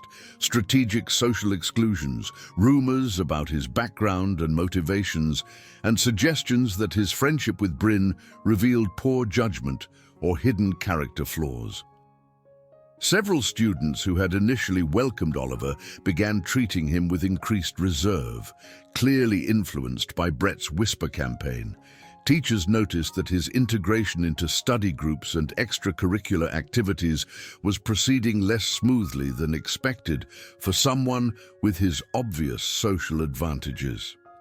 Even his robotics club membership became complicated when other members began questioning whether someone who made poor social choices could be trusted with important technical responsibilities. But Oliver handled the pressure with the same calm intelligence he brought to everything else, refusing to be intimidated or manipulated into abandoning his friendship with Bryn. If anything, the harassment seemed to strengthen his resolve and deepen his understanding of what she had been enduring alone for months.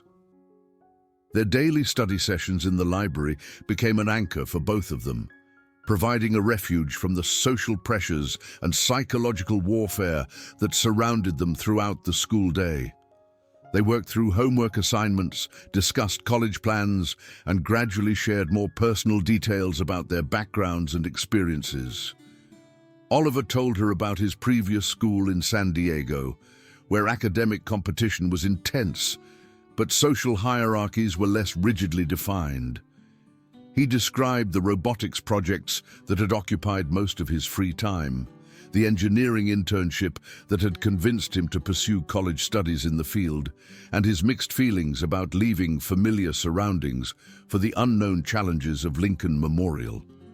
In return, Bryn found herself sharing details about her life that she had never discussed with anyone outside her family. She told him about her taekwondo training, though she downplayed the extent of her skills and focused more on the philosophical aspects of her education with Master Kim. She described her academic goals, her family's financial struggles, and her long-term dreams of studying engineering or physics in college. "You should definitely pursue engineering," Oliver said one afternoon as they worked through calculus problems together. "You have the kind of analytical thinking that would make you really successful in the field." "I've thought about it," Bryn replied, "but I'm not sure I could handle the social aspects. Group projects, presentations, working with colleagues who might not take me seriously." "Why wouldn't they take you seriously?" Bryn gestured vaguely at herself, encompassing everything from her appearance to her social status. "Look at me. I'm not exactly the image of a confident engineer." "Maybe not," Oliver agreed. "But confidence is something you can learn, and once people see what you can do, your appearance won't matter nearly as much as you think it does." His faith in her potential was both encouraging and challenging, forcing her to consider possibilities she had dismissed as unrealistic. The idea that her current social struggles might not define her forever was difficult to accept, but increasingly attractive. 3 weeks into their friendship, the harassment campaign reached a turning point. Brett had apparently decided that subtle psychological pressure was insufficient to achieve his goals, and he began planning something more dramatic and publicly humiliating that would end Oliver and Bryn's friendship decisively. The opportunity came during lunch on a Friday afternoon in early December. Chicago's first serious snowstorm of the season had left the city buried under 8 inches of powder, and the combination of holiday excitement and weather-related schedule changes had created an atmosphere of barely controlled chaos throughout Lincoln Memorial. Students were distracted and energetic, teachers were struggling to maintain normal routines, and the usual supervisory structures were strained beyond their normal limits. Bryn was sitting at her corner table, working on an essay for English class while eating her usual turkey sandwich. She had learned to use lunchtime for homework completion, partly because the cafeteria's noise level made concentration difficult, but mostly because staying busy reduced her visibility to potential tormentors. Oliver arrived a few minutes later, carrying a tray from the hot lunch line and wearing the slightly harried expression of someone who had spent the morning dealing with weather-related transportation problems. "Sorry I'm late," he said, settling into the chair across from her. "The buses are running behind schedule, and half my morning classes were disrupted by announcements about after-school activities being cancelled." "No problem," Bryn replied. "I've been working on that Macbeth essay for Mrs. Henderson's class. The one about the relationship between ambition and moral corruption. That's the one. I'm having trouble structuring the argument in a way that doesn't sound too obvious." They settled into their familiar routine of combining lunch with academic discussion, their conversation ranging from Shakespeare's psychological insights to broader questions about human nature and ethical decision-making. The intensity of their intellectual engagement was one of the things Bryn valued most about their friendship.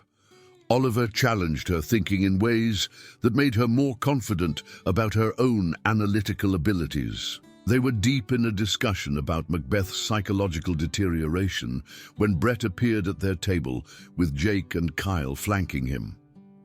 Unlike his previous approaches, which had maintained some pretense of casual social interaction, Brett's demeanor was now openly hostile and purposeful.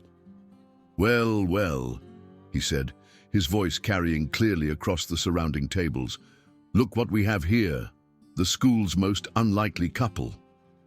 The word couple was delivered with deliberate emphasis and obvious mockery, immediately drawing attention from nearby students.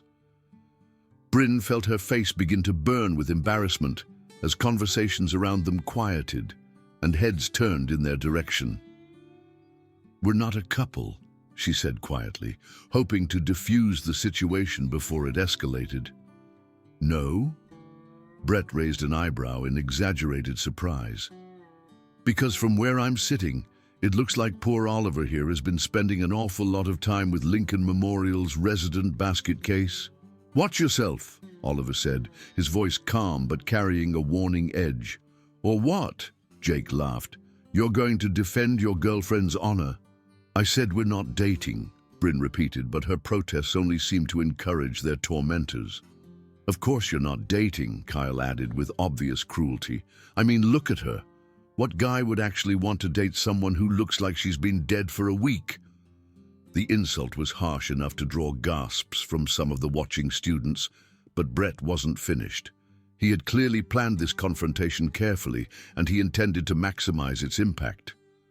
"The thing is, Oliver," he continued, ignoring Bryn's presence completely, "I tried to warn you about this situation weeks ago. I told you that getting involved with someone like her would only cause problems. But you didn't listen. Because your advice was self-serving bullshit," Oliver replied, his patience clearly wearing thin. "Was it?" Brett asked.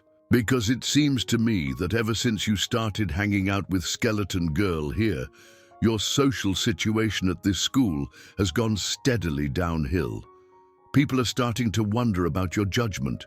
Your reputation is taking a hit. And for what?" He gestured dismissively at Bryn, making it clear that he considered her worthless as a friend or romantic prospect. For someone who's obviously got serious mental health issues and can't even take care of herself, let alone contribute anything meaningful to a relationship. The attack was comprehensive and devastating. designed to humiliate Bryn while simultaneously offering Oliver a way out of their friendship that would restore his social standing. It was exactly the kind of public ultimatum that usually succeeded because few teenagers were willing to sacrifice their own popularity for someone else's well-being. But Oliver's response surprised everyone present, including Bryn. "You want to know what I think?" he said, standing up from his chair with obvious anger. "I think Bryn is the smartest, most thoughtful person in this entire school. I think she works harder than anyone else here, including me, and I think the fact that you feel threatened by her friendship says a lot more about your insecurities than it does about her problems." The public defense was exactly what Brett had hoped to provoke, but not in the way he expected. Instead of seeming weak or desperate, Oliver's words carried genuine conviction and forced the watching students to reconsider their assumptions about both Bryn's worth and Brett's motivations. "Threatened?" Brett laughed, but the sound was forced and unconvincing. "By her? Are you serious?" "Completely serious," Oliver replied. "I think you're threatened by anyone who doesn't need your approval to feel good about themselves. And I think you're especially threatened by people who might show others that your opinion doesn't actually matter as much as you want everyone to believe." The analysis was accurate enough to rattle Brett, who clearly hadn't expected such direct psychological insight from someone he had dismissed as just another potential victim. His carefully constructed persona of confident leadership began to crack under the pressure of having his motivations exposed so publicly. "Listen, transfer boy," Brett said, his voice taking on a dangerous edge. "You obviously don't understand how things work around here yet, but you're about to learn." "Is that a threat?" Oliver asked. "It's a promise," Jake interjected, stepping forward with obvious aggressive intent. The confrontation was rapidly approaching the point where physical violence became inevitable, and Bryn found herself caught between terror and rage. She was terrified that Oliver would be hurt defending her, but also increasingly angry that Brett felt entitled to torment anyone who refused to acknowledge his authority. But before the situation could escalate further, Brett made a tactical decision that would prove to be his crucial mistake. Instead of continuing to focus on Oliver, he turned his attention back to Bryn with the kind of vicious personal attack that was designed to destroy her psychologically and drive Oliver away through sheer revulsion at her humiliation. "You know what your real problem is, skeleton girl?" he asked, leaning across the table until his face was only inches from hers. "Your problem is that you actually think someone like him could be interested in someone like you." His voice was loud enough to be heard clearly throughout their section of the cafeteria, ensuring maximum audience for her humiliation. "Look at yourself," he continued remorselessly. "You're pathetic. You're ugly. You have no friends, no social skills, and no future beyond whatever minimum wage job will hire someone who can't even function in normal social situations." Each word was calculated to inflict maximum psychological damage, and Bryn felt herself beginning to shake with a combination of humiliation and suppressed rage. Around them, the watching students shifted uncomfortably, recognizing that Brett's attack had crossed the line from typical teenage cruelty into genuine psychological assault. "The only reason Oliver has been pretending to be your friend," Brett continued, "is because he feels sorry for you. He probably goes home every day and tells his parents about the pathetic charity case he's been stuck with at his new school." "That's enough," Oliver said, standing up with obvious intent to physically confront Brett. But Brett was ready for that response and had positioned himself to take maximum advantage of Oliver's protective instincts. As Oliver moved toward him, Brett suddenly reached across the table and grabbed the front of Bryn's shirt with both hands. "Let's see what your boyfriend really thinks of you," he said, and yanked hard. The thin cotton fabric of her thrift store blouse couldn't withstand the sudden force. It tore with a loud ripping sound that echoed across the suddenly silent cafeteria, exposing her worn sports bra and the sharp angles of her ribs to hundreds of watching eyes. The humiliation was immediate, complete, and devastating. Bryn's hands flew to cover herself, but the damage was already done. Students throughout the cafeteria were staring, pointing, and reaching for their phones to capture and preserve her shame. Someone in the crowd laughed, a harsh, cruel sound that cut through her like a physical blow. "Oops," Brett said with mock innocence, his voice carrying clearly across the silent room. "Guess that shirt was as fragile as the rest of you." The comment drew more laughter from some of the watching students, and Bryn realized that this moment would define her for the rest of her time at Lincoln Memorial. The humiliation would be preserved in photos and videos, shared on social media, and remembered long after she graduated. She would forever be the pathetic girl whose shirt got ripped off in the cafeteria while she sat there helplessly. Oliver lunged forward with obvious intent to physically attack Brett, but Bryn caught his arm before he could make contact. "Don't," she whispered, her voice barely audible above the buzz of excited conversation that was beginning to fill the room. "Please don't." Oliver hesitated, and in that moment of hesitation, Bryn made her decision. 8 years of Master Kim's training had taught her many lessons, but the most important wasn't about techniques or physical conditioning. It was about recognizing the moment when walking away was no longer an option, when the choice became between accepting permanent victimization or standing up for yourself, regardless of the consequences. Looking around the cafeteria at the faces of her classmates, some laughing, some staring in fascination, some recording her humiliation for posterity, none offering help, she realized that she was the only person who could protect herself. And Oliver. "You want to see fragile?" she asked, her voice carrying clearly across the sudden silence as she slowly stood up. Brett was still smirking when her foot connected with his chest. The spinning heel kick was absolutely perfect, textbook form that would have made Master Kim proud despite the circumstances. Her body moved with the fluid precision that came from 8 years of dedicated training, every muscle working in coordination to generate maximum force and accuracy. The technique began with a deceptive weight shift that masked her intentions, continued with a pivoting motion that used her entire torso to amplify the power of her leg, and concluded with a devastating impact that transferred all of her body's energy into Brett's sternum. The effect was immediate and dramatic. Brett's chair tilted backward under the force of the blow and crashed to the floor, with a tremendous clatter that echoed throughout the suddenly silent cafeteria. The impact drove the air from his lungs in a painful whoosh, and his body skidded across the polished linoleum until he collided with the next table over, hard enough to rattle the entire structure and send trays flying. Students scattered in all directions as plastic dishes and half-eaten lunches went flying through the air. The organized chaos of lunchtime instantly transformed into genuine pandemonium as everyone tried to get out of the way while simultaneously maintaining visual contact with the unfolding confrontation. Jake Morrison rushed forward to help his friend, his face contorted with rage and disbelief at seeing their supposedly invulnerable leader laid out flat by someone half his size. But Bryn was already moving, her training taking over as muscle memory guided her through techniques she had practiced thousands of times. Years of sparring against multiple opponents had taught her to flow seamlessly from one technique to the next without pause or hesitation.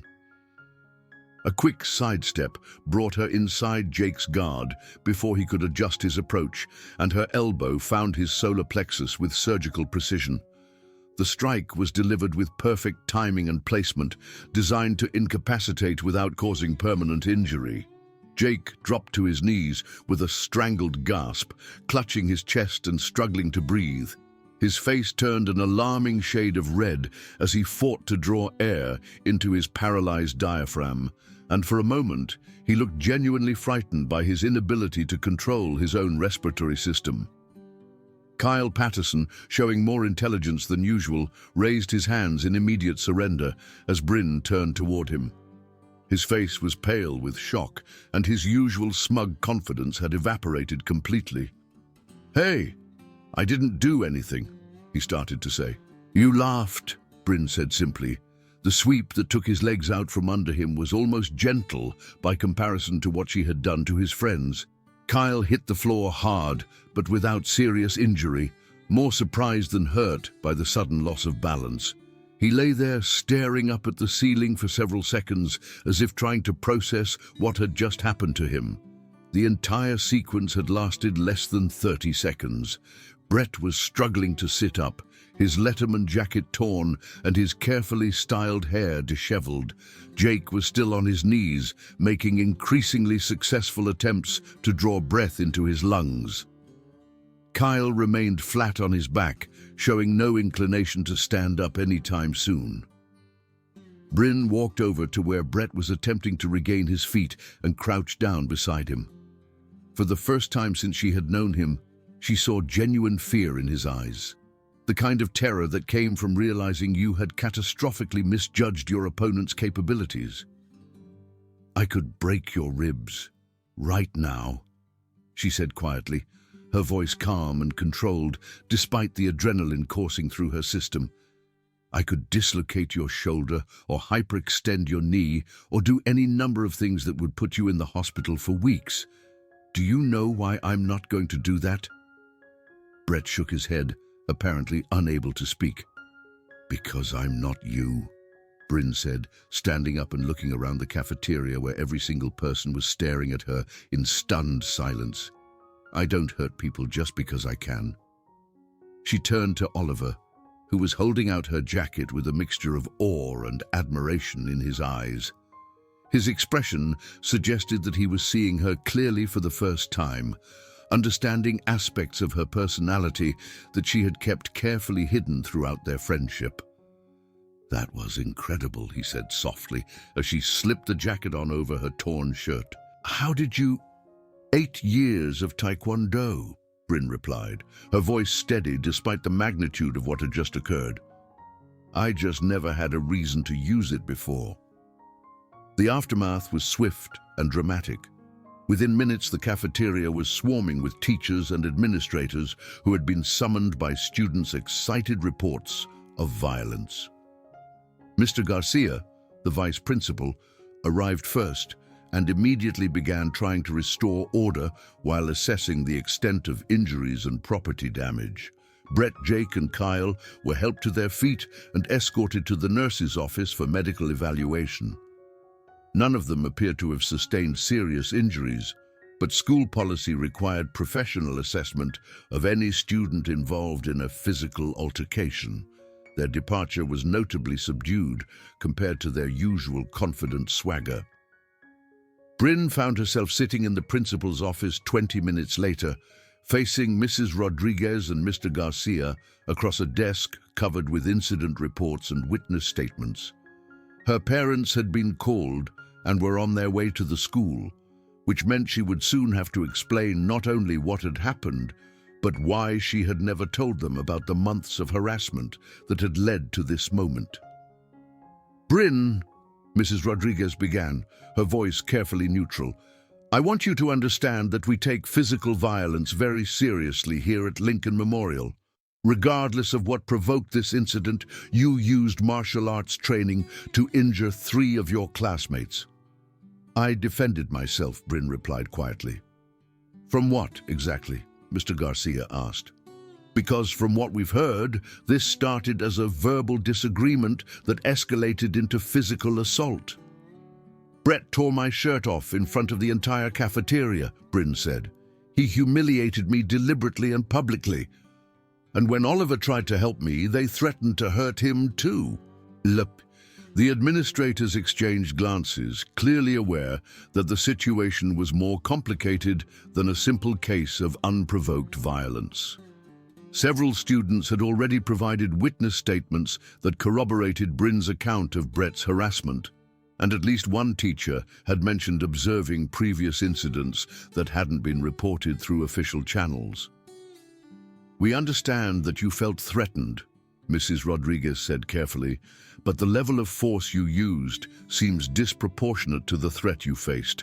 Brett Hawthorne is still having difficulty breathing, and Jake Morrison may have bruised ribs." "They'll recover," Bryn said with less sympathy than the administrators probably expected. "And maybe they'll think twice before attacking someone else."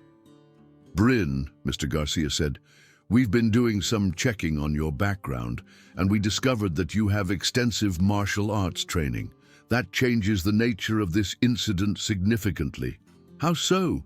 "Because it means you had weapons at your disposal that other students don't possess.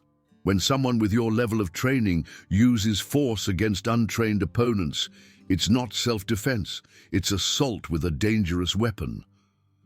The legal interpretation was both technically accurate and completely unjust, transforming her years of disciplined training into evidence of criminal intent rather than legitimate self-protection.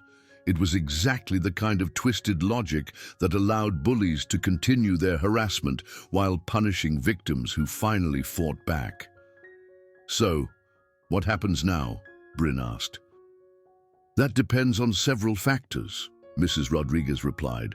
"The extent of the other students' injuries, their families' decisions about pressing charges, and your willingness to accept responsibility for your actions."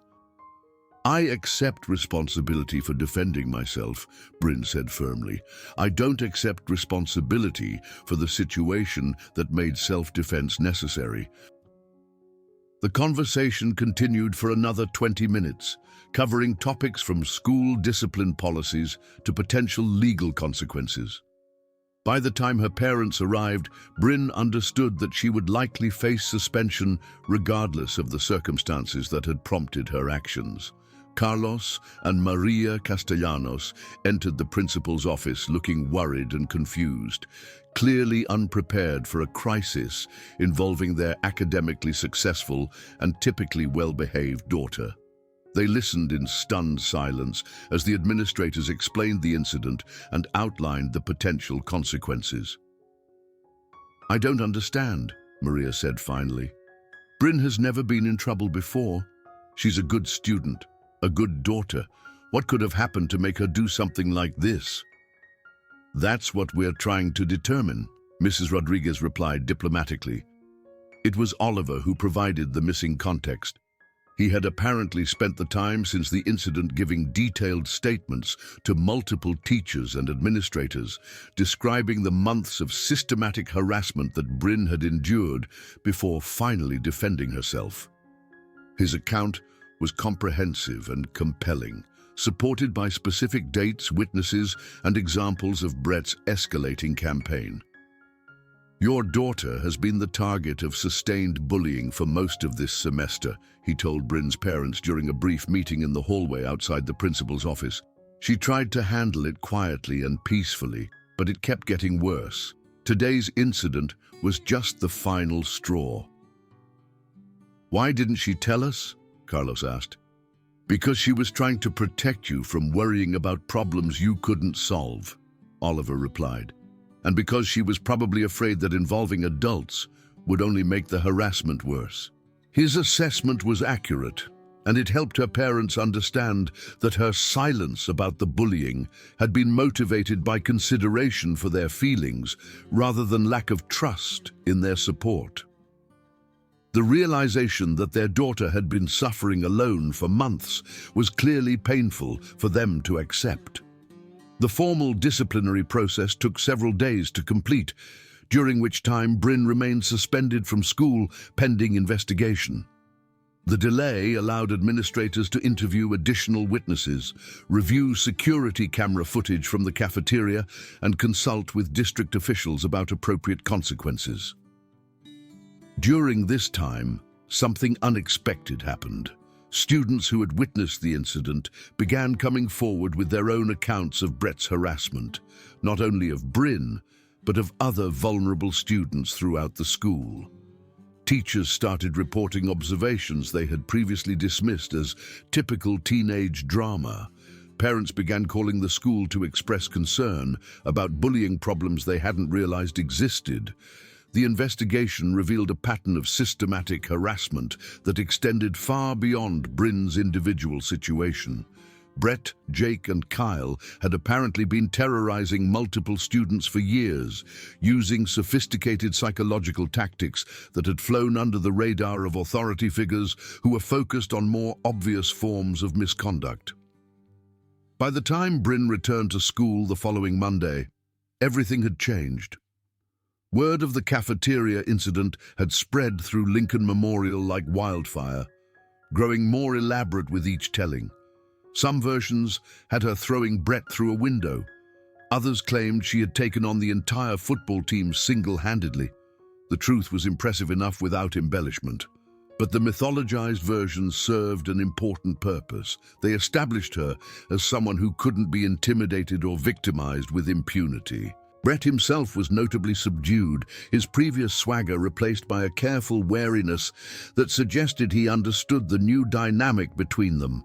The humiliation of being defeated by someone half his size had clearly shaken his confidence and undermined his authority with other students. His friends seemed equally reluctant to test her newfound reputation for decisive action. More importantly, the revelation of the systematic harassment campaign had damaged Brett's standing with teachers and administrators who had previously given him the benefit of the doubt. His family's influence in the community couldn't overcome the evidence that he had been using his position to torment vulnerable students for years. But the most significant change was in how other students treated Bryn. The combination of her academic reputation and her demonstrated ability to defend herself had transformed her from an invisible victim into someone worthy of respect and even admiration. Students who had previously avoided her now offered friendly greetings in the hallways. Teachers who had barely noticed her began engaging her in more personal conversations. "It's funny," Jessica Martinez said one day as she approached Bryn's lunch table with obvious friendly intent. "I always knew you were really smart, but I never realized you were so capable." "I'm still the same person I always was," Bryn replied. "Maybe," Jessica agreed, "but now everyone else knows it too." The observation was accurate and reflected a fundamental truth about high school social dynamics. Respect often had more to do with perception than reality, and Bryn's willingness to defend herself had changed how everyone perceived her capabilities and worth.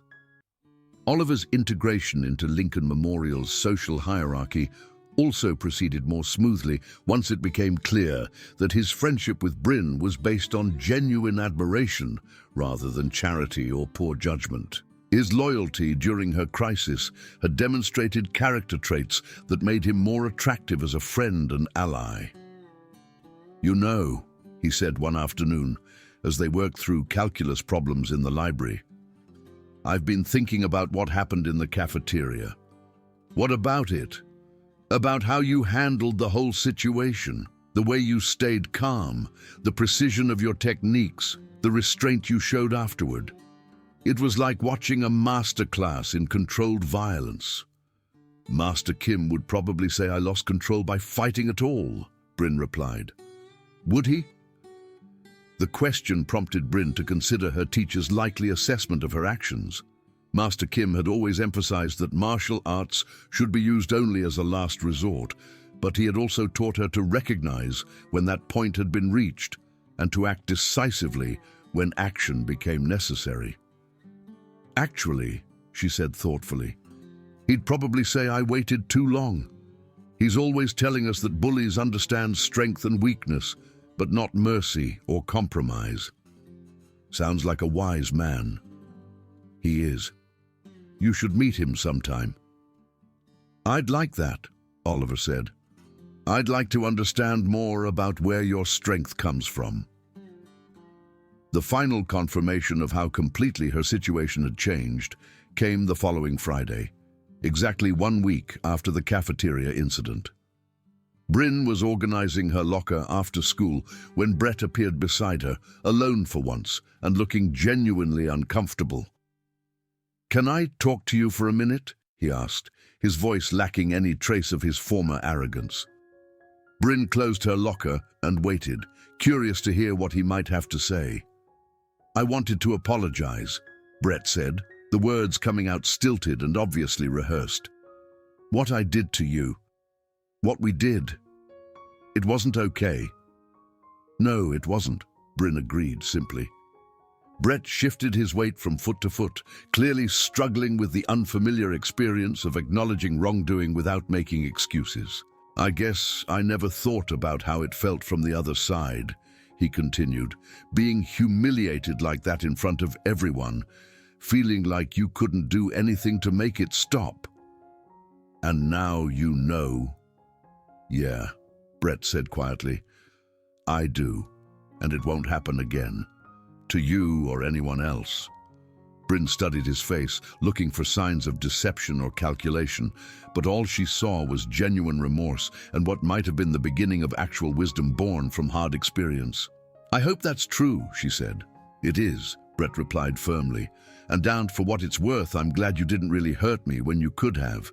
You proved you were better than me in more ways than one." As he walked away, Bryn felt a sense of completion that had nothing to do with revenge or victory.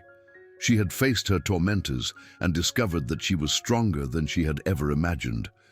Not because of her martial arts skills, but because of her ability to choose justice over vengeance, mercy over cruelty. Oliver appeared at her side as if he had been waiting for the conversation to end, his characteristic smile suggesting that he had observed the interaction and approved of its outcome. "Ready for that trip to the Science Museum?" he asked. "I heard they have a new robotics exhibit that's supposed to be amazing." Bryn shouldered her messenger bag and returned his smile, feeling lighter and more optimistic than she had since starting at Lincoln Memorial. For the first time, she genuinely looked forward to what tomorrow might bring. "Ready," she said, and meant it completely. The drive to the museum took them through parts of Chicago that Bryn had never seen, neighborhoods where the architecture suggested prosperity, and the streets seemed designed for leisurely exploration rather than efficient transportation. Oliver proved to be an excellent tour guide, pointing out landmarks and sharing stories about the city's history that revealed both his intellectual curiosity and his appreciation for the complexity of urban environments. At the museum, they spent hours exploring exhibits that ranged from basic mechanical principles to cutting-edge artificial intelligence research. Oliver's enthusiasm for robotics was infectious, and his explanations helped Bryn understand concepts that she had only encountered theoretically in her physics classes. More importantly, their shared excitement about learning reinforced the intellectual connection that had drawn them together in the first place. "You know," Oliver said, as they stood in front of a display showing the evolution of industrial automation, "I keep thinking about what happened this week. Not just the fight, but everything that led up to it. What about it? About how you handled months of harassment without breaking down or giving up. About how you protected not just yourself, but me too, even when it meant taking a huge personal risk." Oliver turned to face her directly, his expression serious and thoughtful. "I think what I'm trying to say is that I'm proud to be your friend, and I'm glad you trusted me enough to let me stand with you when it mattered." The simple declaration of loyalty and respect was more meaningful to Bryn than any romantic gesture could have been. She'd spent so much of her life feeling isolated and misunderstood that having someone genuinely value her friendship felt like a completely new experience. "Thank you," she said simply, unable to find words adequate to express how much his support had meant to her. "Thank you for showing me what real courage looks like," Oliver replied.